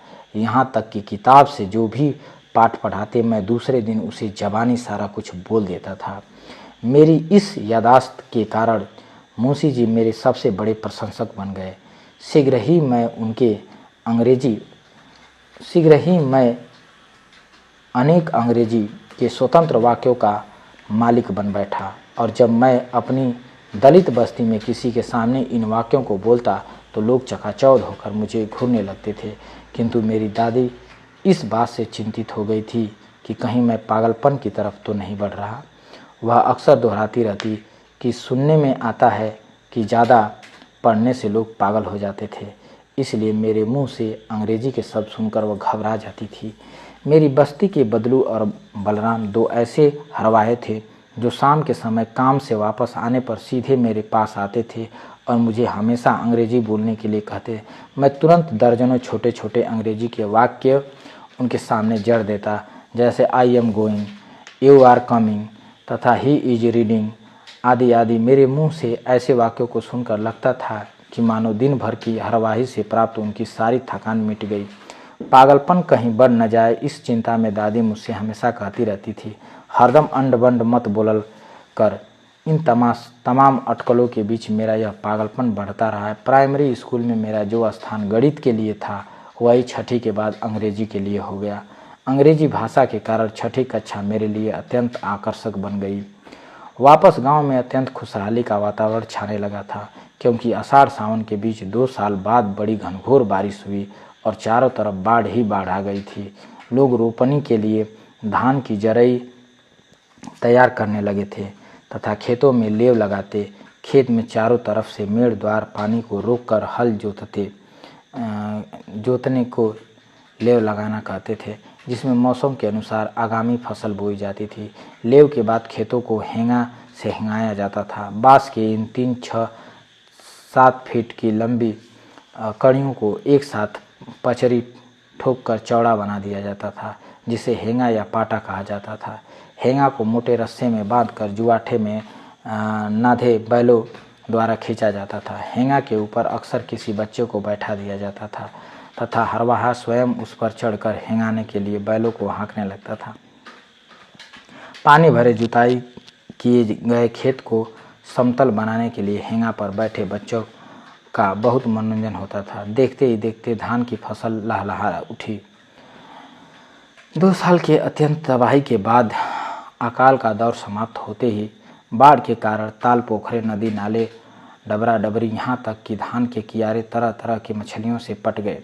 मछलियों की बहुतायत इतनी ज़्यादा हुई कि लोग टोकरी में भर भर कर दूर दूर स्थित अपने रिश्तेदारों के घर पहुंचाने लगे। मछलियों के आगमन ने दलितों की भूखमरी को हवा में उड़ा दिया।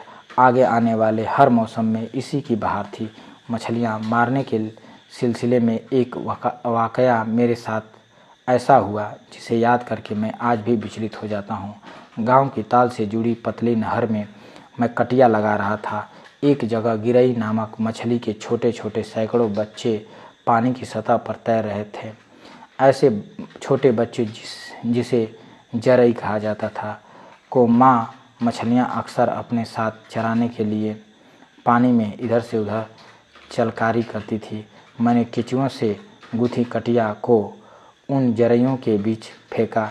शीघ्र ही कटिया का धागा तेजी से खींचा जाने लगा। मैंने कटियों को उछालकर जमीन पर फेंका और मेरे हाथ में आ गई करीब 1 पाव वजनी वाली गिरई, जो अपनी जरई को चरा रही थी। मैंने इस छटपटाती जरई को जमीन पर पटक कर मार डाला। उधर सैकड़ों जरई इधर उधर बिखर कर ऐसे दिशाहीन हो गए जैसे पानी की सतह पर बिछी काई पर बड़ा सा पत्थर फेंक दिया गया हो। इन मातृविहीन जरइयों को दिशाविहीन देखकर मेरे अंदर एक अति निर्दयी पापी होने की अनुभूति जग गई। आज भी पानी में तैरती जब भी किसी मछली को देखता हूँ तो मैं अपने को उसी निर्दयी पापी की अवस्था में पाने लगता हूँ। जो भी हो, उस बरसात ने हमारे गांव में आने वाली हर संध्या को अपने पुराने रूप में तब्दील कर दिया था। सूरज डूबते ही झिंगुर तथा रेंवा की निरंतर जारी रहने वाली चिचियाती घुनों में हजारों मेढकों की टटराहट मिलकर किसी को सोने नहीं देती थी। वहीं गोबड़ौरों का समूह मेले के ढेरे में को गोलाकार ग्लोब का रूप देकर ऐसे ठेलते नजर आने लगे थे कि मानो दुखों से भरी इस धरती को लुढ़काकर वे किसी अन्य ग्रह पर ले जा रहे हों। ढिबरी तथा लालटेन जैसे रोशनी के स्रोतों पर पतंगियों का हुजूम आत्महत्या के लिए मजबूर होने लगा था। राहत की बात यह थी कि ये सारी गतिविधियां उस भीषण अकाल के समाप्त होने की ही घोषणा कर रही थी।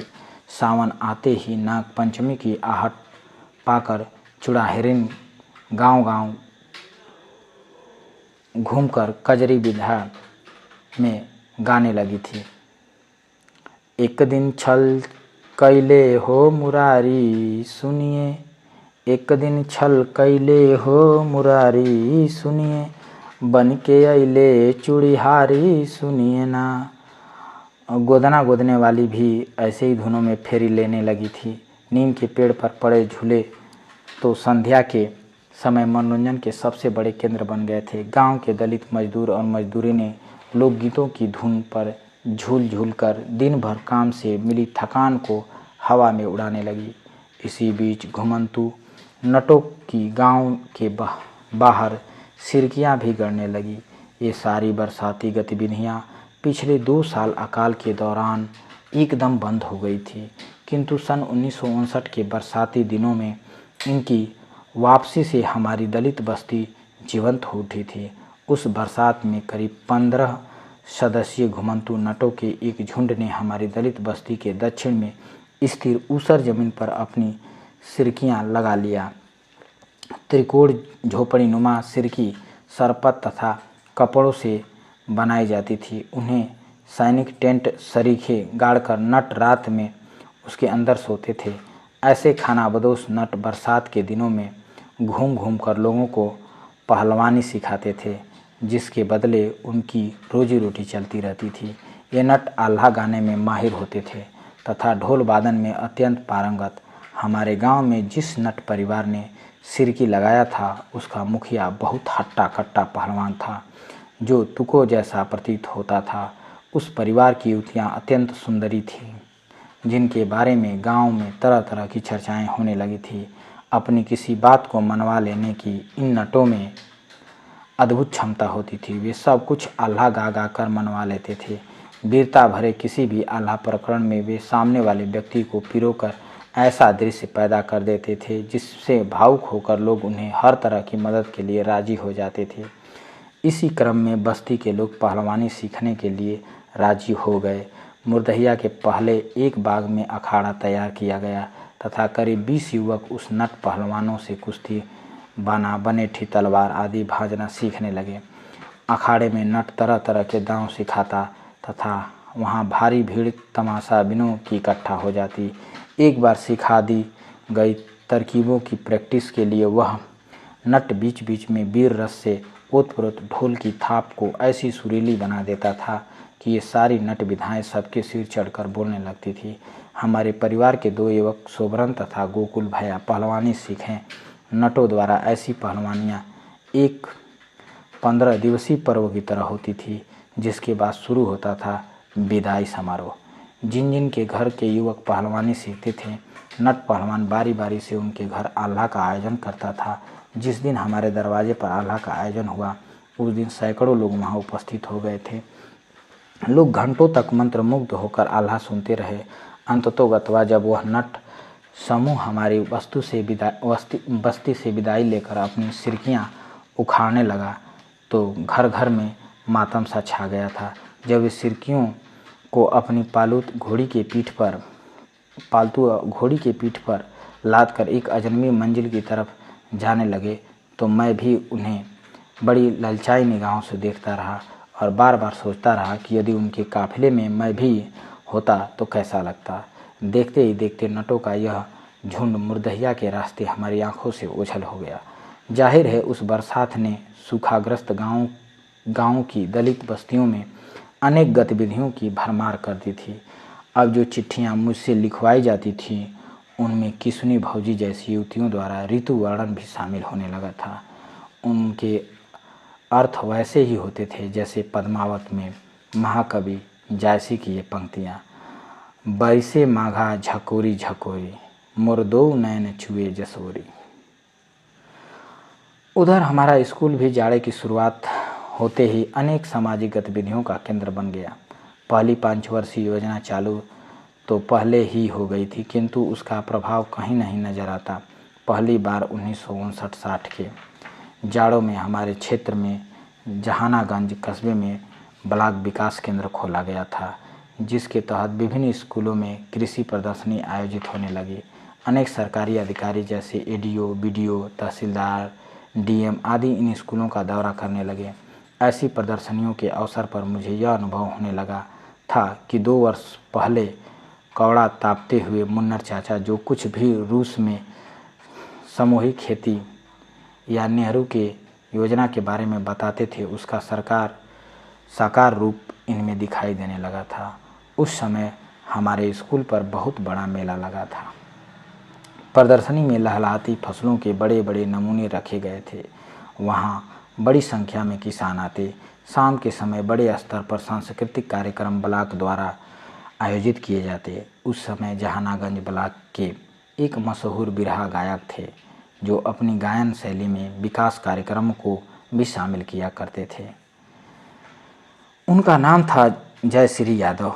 लोहे का करताल बजाते हुए जब बुलंद आवाज़ में इन लाइनों को गाते थे कि हुई हैं अब कल्याण पंचवर्षीय योजना से, हरा भरा खेत खलिहान पंचवर्षीय योजना से को गाते थे तो सभी रोमांचित हो उठते थे। ऐसी प्रदर्शनियों के बाद गांव-गांव में ग्राम सेवक घूमने लगे। साथ में कभी कभी स्कूलों के कृषि छात्र भी होते थे।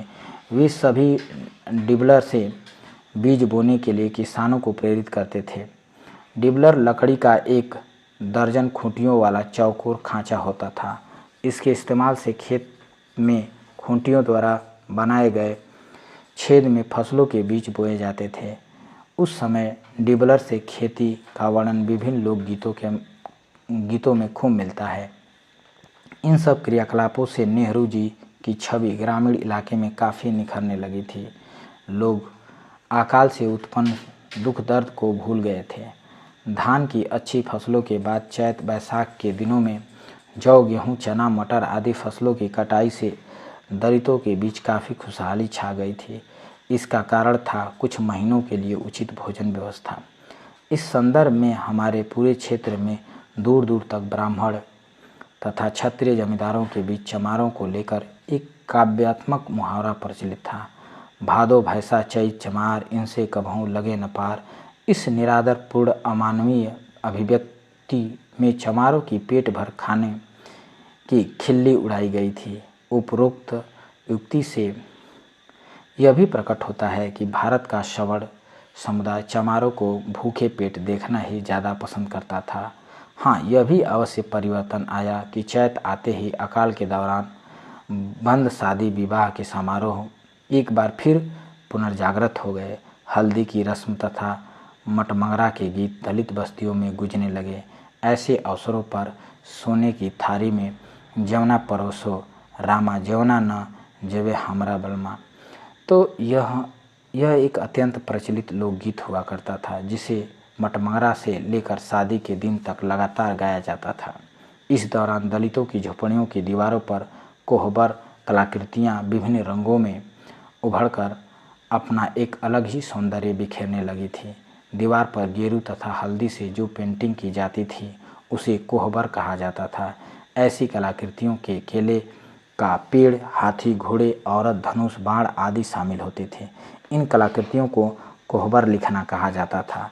चिट्ठी की तरह कोहबर लिखने के लिए भी गांव वाले मेरी ही तलाश में रहते थे। अतः मैं जब तक गांव में रहा, शादी किसी के घर हो, कोहबर में मैं ही लिखता रहा। एक विशेष बात यह थी कि इन कोहबर कलाकृतियों का प्रचलन सवर्ण जातियों में नहीं था। इन परंपराओं से जाहिर होता है कि सदियों से चला आ रहा दलितों का यह बहिष्कृत समुदाय एक अलौकिक कला एवं संगीत का न सिर्फ संरक्षक रहा बल्कि उसका वाहक भी है। अशिक्षा के कारण, लिपि का ज्ञान न होने के कारण दलित लोग संभवतः भारत के पहले व्यक्ति थे जिन्होंने अभिव्यक्ति के लिए कोहबर पेंटिंग का सहारा लिया था। शादी विवाह के इन अवसरों पर भाड़ मंडलियों या नौटंकियों का आयोजन दलितों के बीच एक आम बात थी। इन अत्यंत आकर्षक मंडलियों या नौटंकियों में नाटक से लेकर गायक, तवलची, अभिनेता, सौंगांग आदि कोई भी प्रोफेशनल व्यक्ति नहीं बल्कि वही अधपेटवा गुजारा करने वाले हरवाहे हुआ करते थे। ऐसे अवसर पर एक सिद्धहस्त कलाकार के रूप में उनकी प्रस्तुति से सदियों पुराने उनके दुख दर्द कुछ समय के लिए हवा में उड़ जाते थे। मेरे ननिहाल तरवा के एक चचेरे मौसा थे जो एक बड़े हाजिर जवाब संवाद यानी मसखरे थे। इन भांड मंडलियों में वे सामाजिक कुरीतियों पर लोक शैली में तरह तरह के व्यंग द्वारा प्रस्तुति को बहुत ही मार्मिक बना देते थे। उनका एक गीत मुझे आज भी स्मरण होते ही रोमांचित कर देता है, जिसकी कुछ पंक्तियाँ इस प्रकार है। हरिजन जाति सहे दुख भारी हो, हरिजन जाति सहे दुख भारी। जेकर खेतवा दिन भर जोतली, उहे देला गारी हो दुख भारी। हरिजन जाति सहे दुख भारी। इसी तरह बाल विवाह जैसी कुरीतियों पर तीखी टिप्पणियाँ जो नंगी सच्चाइयों का पर्दाफाश कर देने वाली होती थी, उन्हें वही हरवाहे नर्तक गा गा कर अपनी कलाकृति को बेहद आकर्षक बना देते थे। उदाहरण के लिए, मन तो हो जवान मोर बलमा लड़िकैया, आधी आधी रतिया क बाबा मांगे पनैया। मैं तो जानी पियासल बाबा लेके गईल पनिया, बाबा के बोहरिया पारो दैले करियैया। ऊ त लगले बोले जैसे बकरन के नैया। इसी कुरीति पर एक बिरहा शैली में बड़ा ही लोकप्रिय गीत गाया जाता था, जिसकी इन पंक्तियों में बहुत गूढ़ तथ्य छिपे रहते थे। जैसे, बाबा विदा करोला लरिका के मेहरिया, रहरिया में बाजे घुंघरू। उपरोक्त पंक्ति में छिपा गूढ़ रहस्य यह कि गांव में अरहर के साथ उस जमाने में हमेशा सनई की भी फसल मिलाकर तैयार की जाती थी। सनई से पटसन बनता था तथा उसके फूल का साग बहुत स्वादिष्ट होता था। इसमें मूंगफली जैसी सैकड़ों फलियां लग जाती थी, जिनके अंदर तीसी की तरह बीज भरे रहते थे। सनई की ये फलियां जब पककर सूख जाती थी तो उनके तने जरा भी किसी चीज के स्पर्श से हिल जाते तो यकायक इनके पूरे पेड़ से सैकड़ों घुंघरू जैसे खनक गूंज उठती।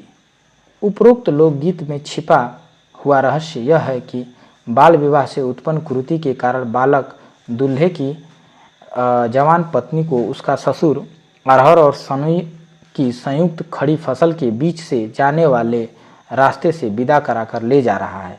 अतः सामाजिक रूप से अमान्य व्यवहार के स्पर्श से गहन फसल के बीच सनई के पौधों से घुंघरू की गूंजती आवाज़ों से सारा रहस्य उजागर हो जाता था। गीत गोविंद में जयदेव द्वारा वर्णित कृष्ण के शारीरिक स्पर्श से राधा के पैरों में बधी पायल के खनक जाने से जो रहस्य खुल जाता है, उससे कहीं ज़्यादा सौंदर्य शास्त्री रहस्य इन अधपेटवा दलितों की सनई से उजागर हो जाता था। इस प्रकरण में सनई की फलियां राधा के पायल से कहीं ज़्यादा खनकती नजर आती है। ऐसे ही पति के बूढ़े होने की शिकायत करती युवती का विरह इस लोकगीत में प्रस्फुट होता है। कैसे सपरी हो भैया कैसे सपरी, मिलल हमके बुढ़वा भतार, भैया कैसे सपरी। होई है कैसे बेड़ा पार, भैया कैसे सपरी। इसी प्रकार इन नाच मंडलियों में दलित समाज में किसी भी नई चीज़ को अंधविश्वासों के दबाव में न स्वीकारने की भावना भी परिलक्षित होती रहती थी।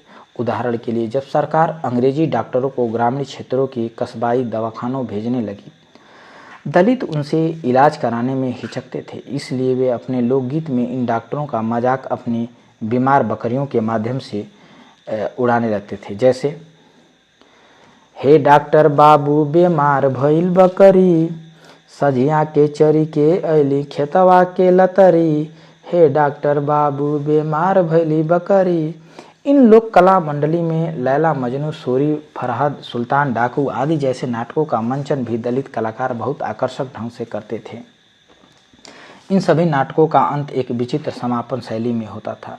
मूल नाटक के खत्म होते ही मुख्य कलाकार मंच पर आकर अपने दोनों हाथों को कमर पर रखकर दाएं बाएं हिलाते हुए नृत्य शैली में मोहे ले चल रे गाने लगता था। कुतूहलवश एक के बाद एक सारे कलाकार बारी बारी से मंच पर आते और सभी वैसे ही करना शुरू कर देते थे। ऐसा लगता था कि मोहे ले चल रे कोई छूत की बीमारी थी जो सबको लग जाती है। इतना ही नहीं, अंततोगत्वा दर्शक भी मोहे ले चल रे गाने लगते। इस तरह इस लोक कला में दर्शक विलुप्त हो जाते थे। इसी कड़ी में बारात प्रस्थान के समय एक खास किस्म का नृत्य किया जाता था जिसे दुक्कड़ कहते थे। यह बहुत शक्तिशाली नृत्य होता इसमें सिर्फ 2 कलाकार, एक दफलावादक तथा दूसरा दुक्कड़िची नर्तक होता था। दफले की जोरदार लक्कड़ ध्वनि पर नाचने वाला व्यक्ति गोलाकार आवृत्ति में नाचते हुए तरह तरह की कलाबाजियां दिखाता रहता था। इन कलाबाजियों में उसका मुकाबला दफलची स्वयं करता था। मेरे दादा के छोटे भाई के बड़े बेटे सुन्नर काका सिद्धहस्त दुक्कड़िची थे। ऐसे ही एक नाच हुआ करता था, हुड़क की ध्वनि। हुड़क, इसकी ध्वनि पर कहरुआ हुड़क डमरू की आकृति वाला उससे काफ़ी बड़ा वाद्य होता था, जिसे कलाकार अपनी बाँह के नीचे कांख में दबा लेता था तथा उसे अपनी कोहनी से बजाता था। यह बड़ा गजब का वाद्य होता था जिससे बहुत सुरीली कहरवा शैली में आवाज़ निकलती थी। वादक स्वयं जो कुछ गाता था उसके बीच बीच में दही दही दे नामक तकिया कलाम भी ठोक देता था। हुड़क वाले का दही दे अत्यंत आकर्षक होता था। उस जमाने में भी इस शैली वाले कलाकार बहुत कम मिलते थे। आज के ज़माने में तो वे संभवतः विलुप्त हो गए हैं। मैं इस नाच मंडलियों तथा लोक कथाओं के पीछे एक तरह से पागल सा हो गया था। अतः दूर दूर तक के गाँवों में मैं रात भर घूम घूम कर इन्हें देखने सुनने जाया करता था। अक्सर मैं इन नाचों को देखने के बाद देर रात हो जाने के कारण उन्हीं गाँवों के मैदानों तथा खलिहानों में भूसा फैलाकर बारातियों के साथ सो जाता था तथा सुबह होते ही घर वापस आता था, जिसके कारण घर पर मुझे भीषण गाली युक्त अपमान से जूझना पड़ता था। एक रोचक बात यह थी कि इस तरह की सारी लोक कलाएँ सिर्फ दलितों के बीच ही केंद्रित थी। सवर्ण जातियों में किसी तरह की लोक कला मौजूद नहीं थी। शायद यही कारण था जिसके चलते इन कलाओं के साथ जाति सूचक विशेषण जुड़ गए थे, जैसे चमरुआ नाच या गान, धोबियऊ नाच, कहरऊ धुन, गोड़ैयत नाच हुड़ुक के साथ आदि। इस तरह उस अकाल का दुर्दनीय असर समाप्त होते ही दलित बस्तियां तरह तरह की लोक कलाओं से गुलजार हो गई थी। इस बीच अंग्रेजी के चलते मेरी पढ़ाई और भी रोचक होने लगी थी।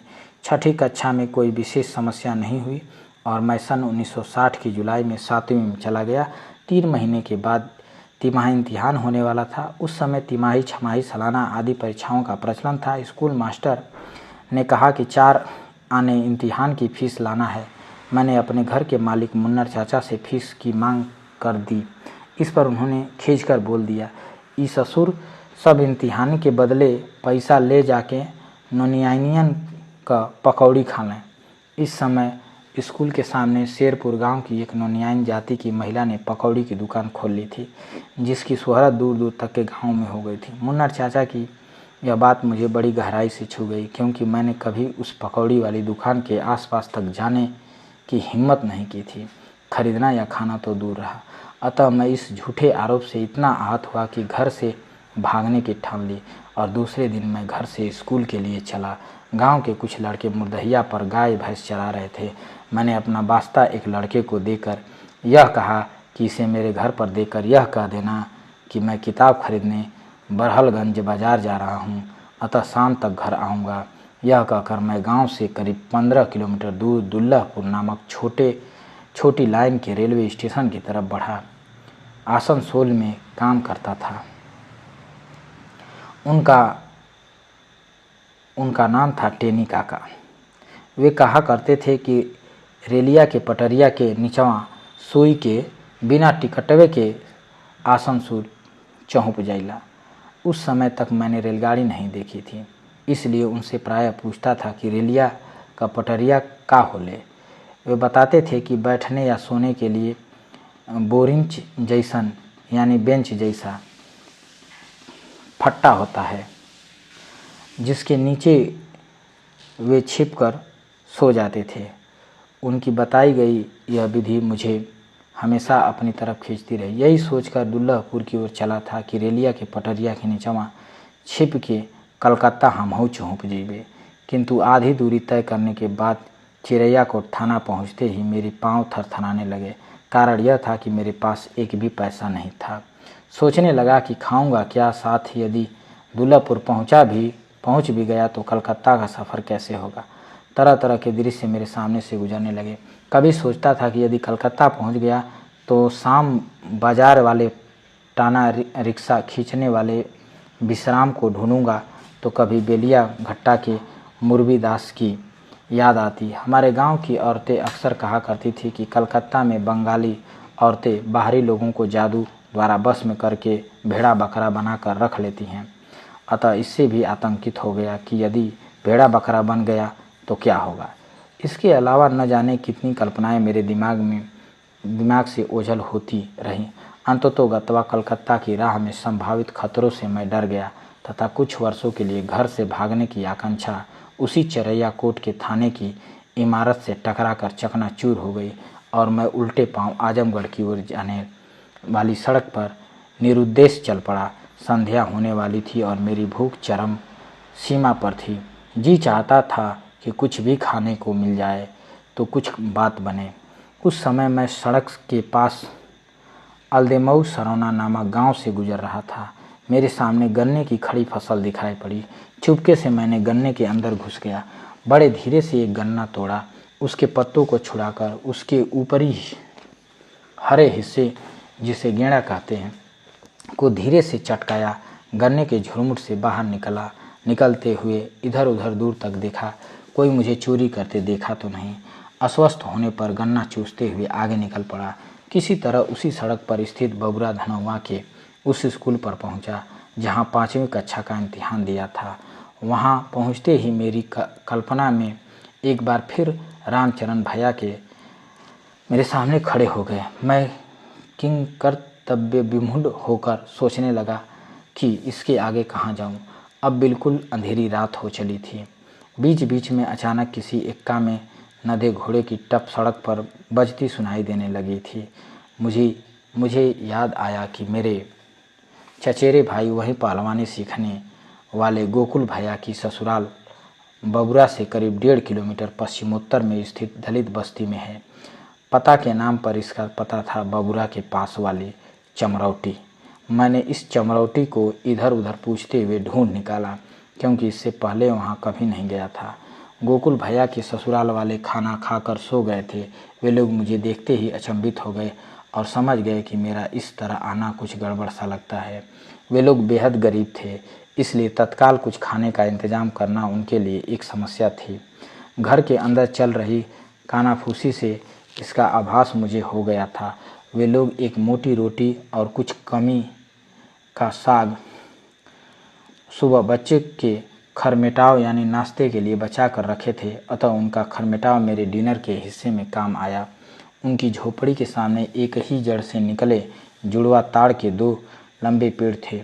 वहीं एक झिलगा डालकर मुझे सुलाया गया। कलकत्ता की असफल यात्रा और घर वापसी से उत्पन्न संभावित कलह की पीड़ा से आक्रांत मुझे नींद नहीं आई। मैं ताड़ के इन जुड़वा भाइयों को रात भर निहारता रहा। अक्सर भावनात्मक बहाव से जूझते हुए सोचने लगता था कि करते हुए मेरे पैरों के पास जमीन पर किसी बड़ी सी वस्तु के धम से गिरने की आवाज़ सुनकर मैं उठ बैठा। एक बार तो मुझे लगा कि इन ताड़ के पेड़ों का भूत है, इसलिए लाख चाहने पर भी मैं न तो उस वस्तु की तरफ देख सका और न ताड़ के ऊपरी झुरमुट को। भूतैया माहौल से बहुत डर गया था। अब कहाँ सोऊं इसका विकल्प कुछ भी नहीं था। झिझक के कारण झोपड़ी के अंदर सोए रिश्तेदारों को बुला भी नहीं सकता था। लगभग कंपन की मुद्रा में मैं बैठा रहा। जैसे तैसे मन ही मन हनुमान चालीसा रटते हुए उस गिरी वस्तु की तरफ देखा। इसकी वही प्रसिद्ध लाइनें, भूत पिचास निकट नहीं आवे, महावीर जब नाम सुनावे, उस रात मेरे काम आई और वह वस्तु भूत नहीं बल्कि ताड़ के पके हुए फल के रूप में नजर आई, जिसे हमारे गांव वाले तरकुल का कुज्झा कहा करते थे।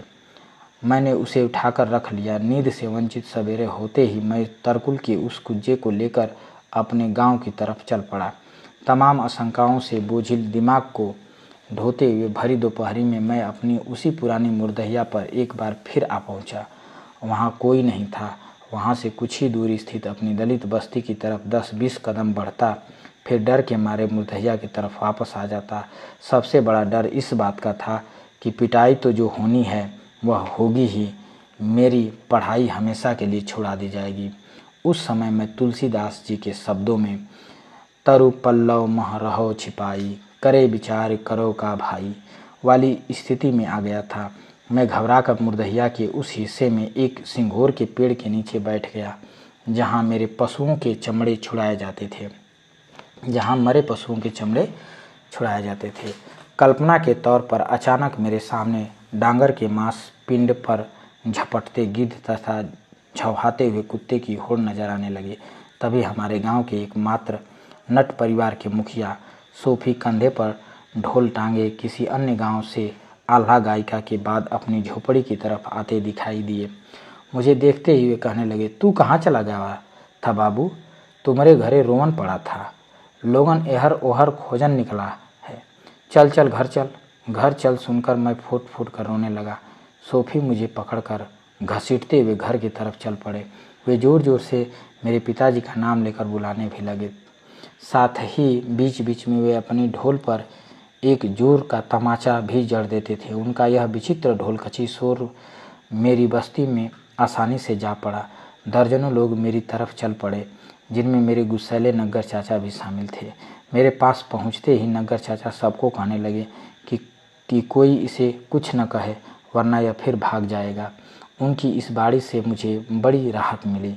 मैं घर पहुंचकर जोर जोर से फिर रोने लगा।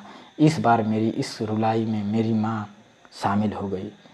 गांव की अनेक औरतें भी अपनी अपनी आंखें पोंछने लगीं। कोयलरी के पते पर चिट्ठी लिखवाने वाली किसुनी भौजी मेरे सिर पर हाथ रखकर बोली, देसवा तू छोड़ी देवा बाबू तो हमारी चिट्ठिया के लिखी। ऐसी ही दिल को छू लेने वाले अनेक जुमले मुझे उस दिन सुनाई पड़े। गांव के फेरू काका गुस्से में घर पर आकर बोले कि इसकी पढ़ाई नहीं छुड़ाई जाए। इस दौरान मेरे पिताजी घर पर नहीं थे, वे मेरे ननिहाल तनाव मुझे ढूंढने चले गए थे। वे उस दिन शाम को घर वापस आने पर मुझे देखकर स्वयं जोर जोर से रो पड़े और कहने लगे, अब हम कहियो हरवाही करे के ना कहब, तू जितना पढ़ल चाहत हुआ उतना पढ़ा। अब केहू ना बोली। पिताजी ने यह भी बताया कि शेरपुर कुटी पर बाबा हरिहर दास ने उन्हें रामायण से शगुन निकालकर बताया था कि लड़का घर वापस जरूर आएगा। इस शगुन के बारे में उन्होंने कहा कि बाबा हरिहर दास ने उस पन्ने को खोलकर देखें तो उस पर राम के लंका से अयोध्या लौटने की बात लिखी थी। बाबा ने इसका मतलब शुभ समाचार के रूप में निकाला। मेरे धर्मांध पिता मेरे घर पहुंचने से पहले ही पूर्ण रूपेण अस्वस्थ हो चुके थे कि बाबा हरिहर दास का शगुन कभी झूठा साबित नहीं होगा। मेरी पढ़ाई तो फिर चालू हो गई, किंतु इससे जुड़ी सारी समस्या ज्यों की त्यों पड़ी रही। स्कूल में मेरे सारे अध्यापक घर से भागने की खबर से काफ़ी स्तब्ध रह गए थे। मेरे संस्कृत के अध्यापक जगदीश पांडे तो मेरे घर से भागने से लेकर वापस आने तक की वृत्तांत को सुनकर स्वयं दूसरे लोगों को सुनाने लगे थे। वे तरकुल के कुज्जे वाली भुतई घटना को खूब मजा ले लेकर औरों से गुणगान करते थे। वास्तव में मैं इस पंडित जी का सबसे बड़ा चहेता बन गया था। इस बीच बाबा हरिदास ने भी मुझे आश्वस्त किया कि वे मेरी पढ़ाई नहीं बंद होने देंगे। इस बार मात्र 2 दिन के अंतराल के बाद 7वीं कक्षा में मेरी पुनर्वापसी एक युगांतकारी घटना साबित हुई। स्कूल की पढ़ाई तो सामान्य हो गई, किंतु घर पर जब पढ़ने बैठता तो सभी लोग ताने मारते कि काम के डर से पढ़ने का बहाना बनाकर बैठ गया है। ऐसी बातें मुझे बहुत खलती थी। उसी समय मेरी माँ को रात में दिखाई देना बहुत कम हो गया, अतः टोटका स्वरूप वह रात के अंधेरे में सरसों के तेल से मिट्टी की ढकनी में कपास की बाती जलाकर यूं ही कुछ ढूंढने निकल पड़ती थी। कौतूहलवश किसी ने पूछ लिया कि क्या ढूंढ रही है, कुछ खो गया है क्या, तो वह तुरंत घर में यह कहते हुए वापस आ जाती कि वह रतौनी ढूंढ रही थी। रतौनी आँख की एक बीमारी होती थी जिसके चलते रात में दिखाई देना कम हो जाता था। गांव में सबका विश्वास था कि दिया बाती जलाकर रतौनी ढूंढते हुए किसी के द्वारा टोक दिए जाने से यह टोटका सफल हो जाता है और फिर रोगी को साफ दिखाई देने लगता है। मेरी माँ भी दावा करने लगी कि इस टोटका से वह ठीक हो जाएगी। दावा करने लगी कि यह इस टोटका से ठीक हो जाएगी। मुझे ऐसे टोटकों के प्रति आशंका तो होती थी, किंतु घोर अंधविश्वासी माहौल में कोई प्रतिरोध नहीं कर पाता था। उसी माहौल में अक्सर किसी भी व्यक्ति को हाथ में खाद्य सामग्री ले जाते देखकर कौवे झपट्टा मारने लगते थे। इस प्रक्रिया में यदि कौवे का पांव किसी के सिर पर टकरा गया तो इसे बहुत बुरा अशगुन या अपशकुन माना जाता था, जैसे कि इसके काट के लिए किसी नज़दीकी रिश्तेदार को मृत्यु का संदेश दिया जाता था। जैसा कि इसके काट के लिए किसी नज़दीकी रिश्तेदार को मृत्यु का संदेश दिया जाता ताकि वह वहाँ रुदन शुरू हो जाए। एक ऐसी ही घटना नग्गर चाचा की बड़ी बहू बसमतिया भौजी के साथ हुई। इसी भौजी के पिता तथा चाचा ओझा सोखा थे। नग्गर चाचा कहने लगे कि अशुगनिया का सनेसा अशुगनिया से ही भेजवावे के चाहिए। अतः इस अपशकुनी के काट का संदेश भेजने के लिए मेरे जैसे अपशकुनिकारी व्यक्ति का चुनाव किया गया। मेरे लिए यह एक विराट संकट था कि एक जिंदा व्यक्ति को कैसे मृतक घोषित करूं, वहां भी उसके माँ बाप के सामने। अंततोगत्वा मैंने लगभग 10 किलोमीटर दूर उनके गांव मंगरपुर जाकर बसमतिया भौजी की मृत्यु का सनेसा सुना ही दिया। उनकी माँ फूट फूट कर रोने लगी, साथ ही छाती भी पीटने लगी। मैंने पुनः घबराते हुए बोल दिया कि कौवा मरला मुड़वा पर झपट्टा मरले रहल। इतना सुनते ही बड़ी राहत के साथ रुदन शांत होते ही अशगुन के टल जाने का इत्मीनान भी हो गया। उस दिन मंगरपुर में जोर की आंधी आई थी, अतः खूब धूल धक्कड़ का माहौल था। इस कथित मृत्यु संदेश से ओझा सोखा के घर वाले इसीलिए भी थोड़ी देर के लिए घबरा गए थे कि आंधी में किसी बगल के गांव का एक बकरा भागकर ओझा के घर के पास आ गया था, जिसे पकड़कर उन्होंने अपने आंगन में काट दिया था। अतः वह क्षणिक मातम एक उत्सव में बदल गया। संयोग देखिए कि उसी समय बकरे का मालिक उसे ढूंढते ओझा ही के घर ओझौती कराने के लिए आ गया। इन ओझौती के सामने भी विकट संकट था। आखिर उनके ही घर में कटा हुआ बकरा पकाए जाने के इंतजार में पड़ा हुआ था।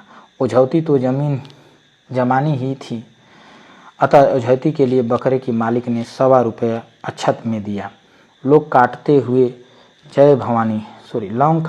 जय भवानी काली माई के उद्घोष के साथ गिड़गिड़ाते हुए ओझा बाबा तुतलाते हुए बोल पड़े, दुई गुड़वा कुकुर साफ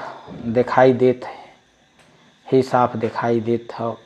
अब जात हो और चली गई गैल और भवानी माई के ना देखा था हौले गायल दुई गुड़वा कुकुर तोहरे खस्सी के। इसके बाद ओझा बाबा ने समझाया कि दुई गुड़वा कुकुर कहीं गायब हो गया, जिसे भवानी माँ भी अब नहीं देख पा रही हैं, अर्थात बकरा अब जिंदा नहीं है। जिंदा होता तो भवानी माँ जरूर बता देती। ओझैतों के अस्वस्थ होकर बकरे का मालिक, जो बगल के ही गांव का एक खेत मजदूर था, वापस चला गया। ओझा के अक्षत में मिला 1.25 रुपया मसाला खरीदने के काम आया और शीघ्र ही सीसी कर चबकने वाली दावत का सभी ने आनंद लिया।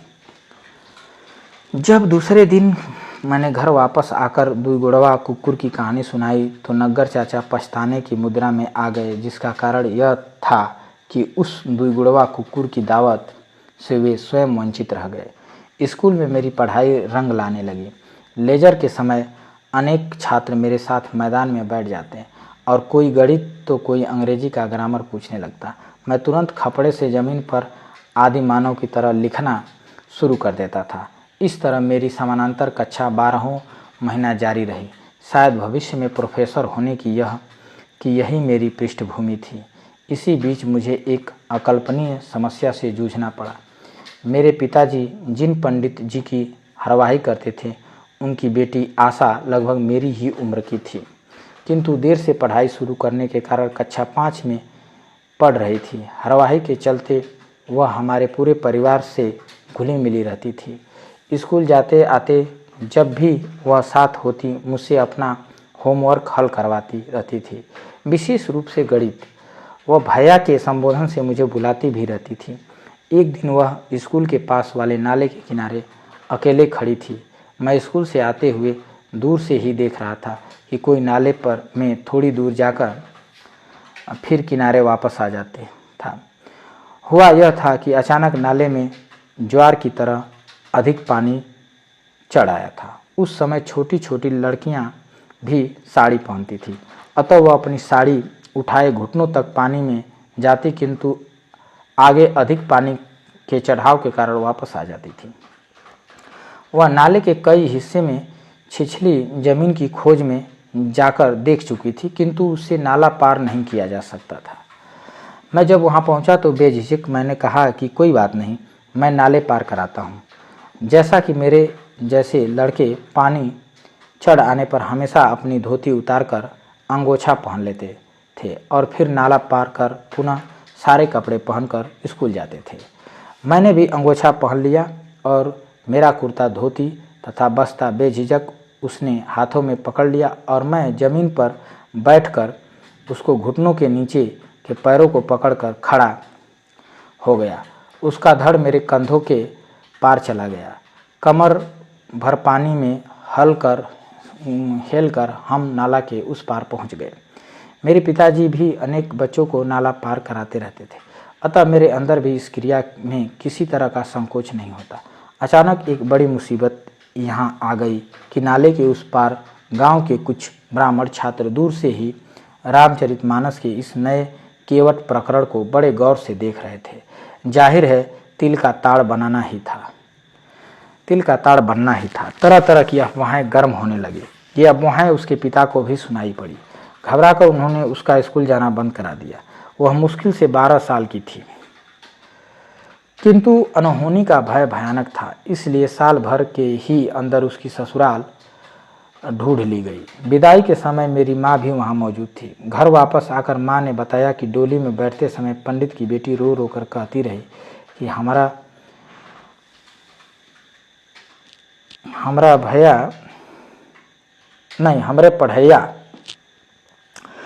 पढ़ैया छूट गई हो बाबा।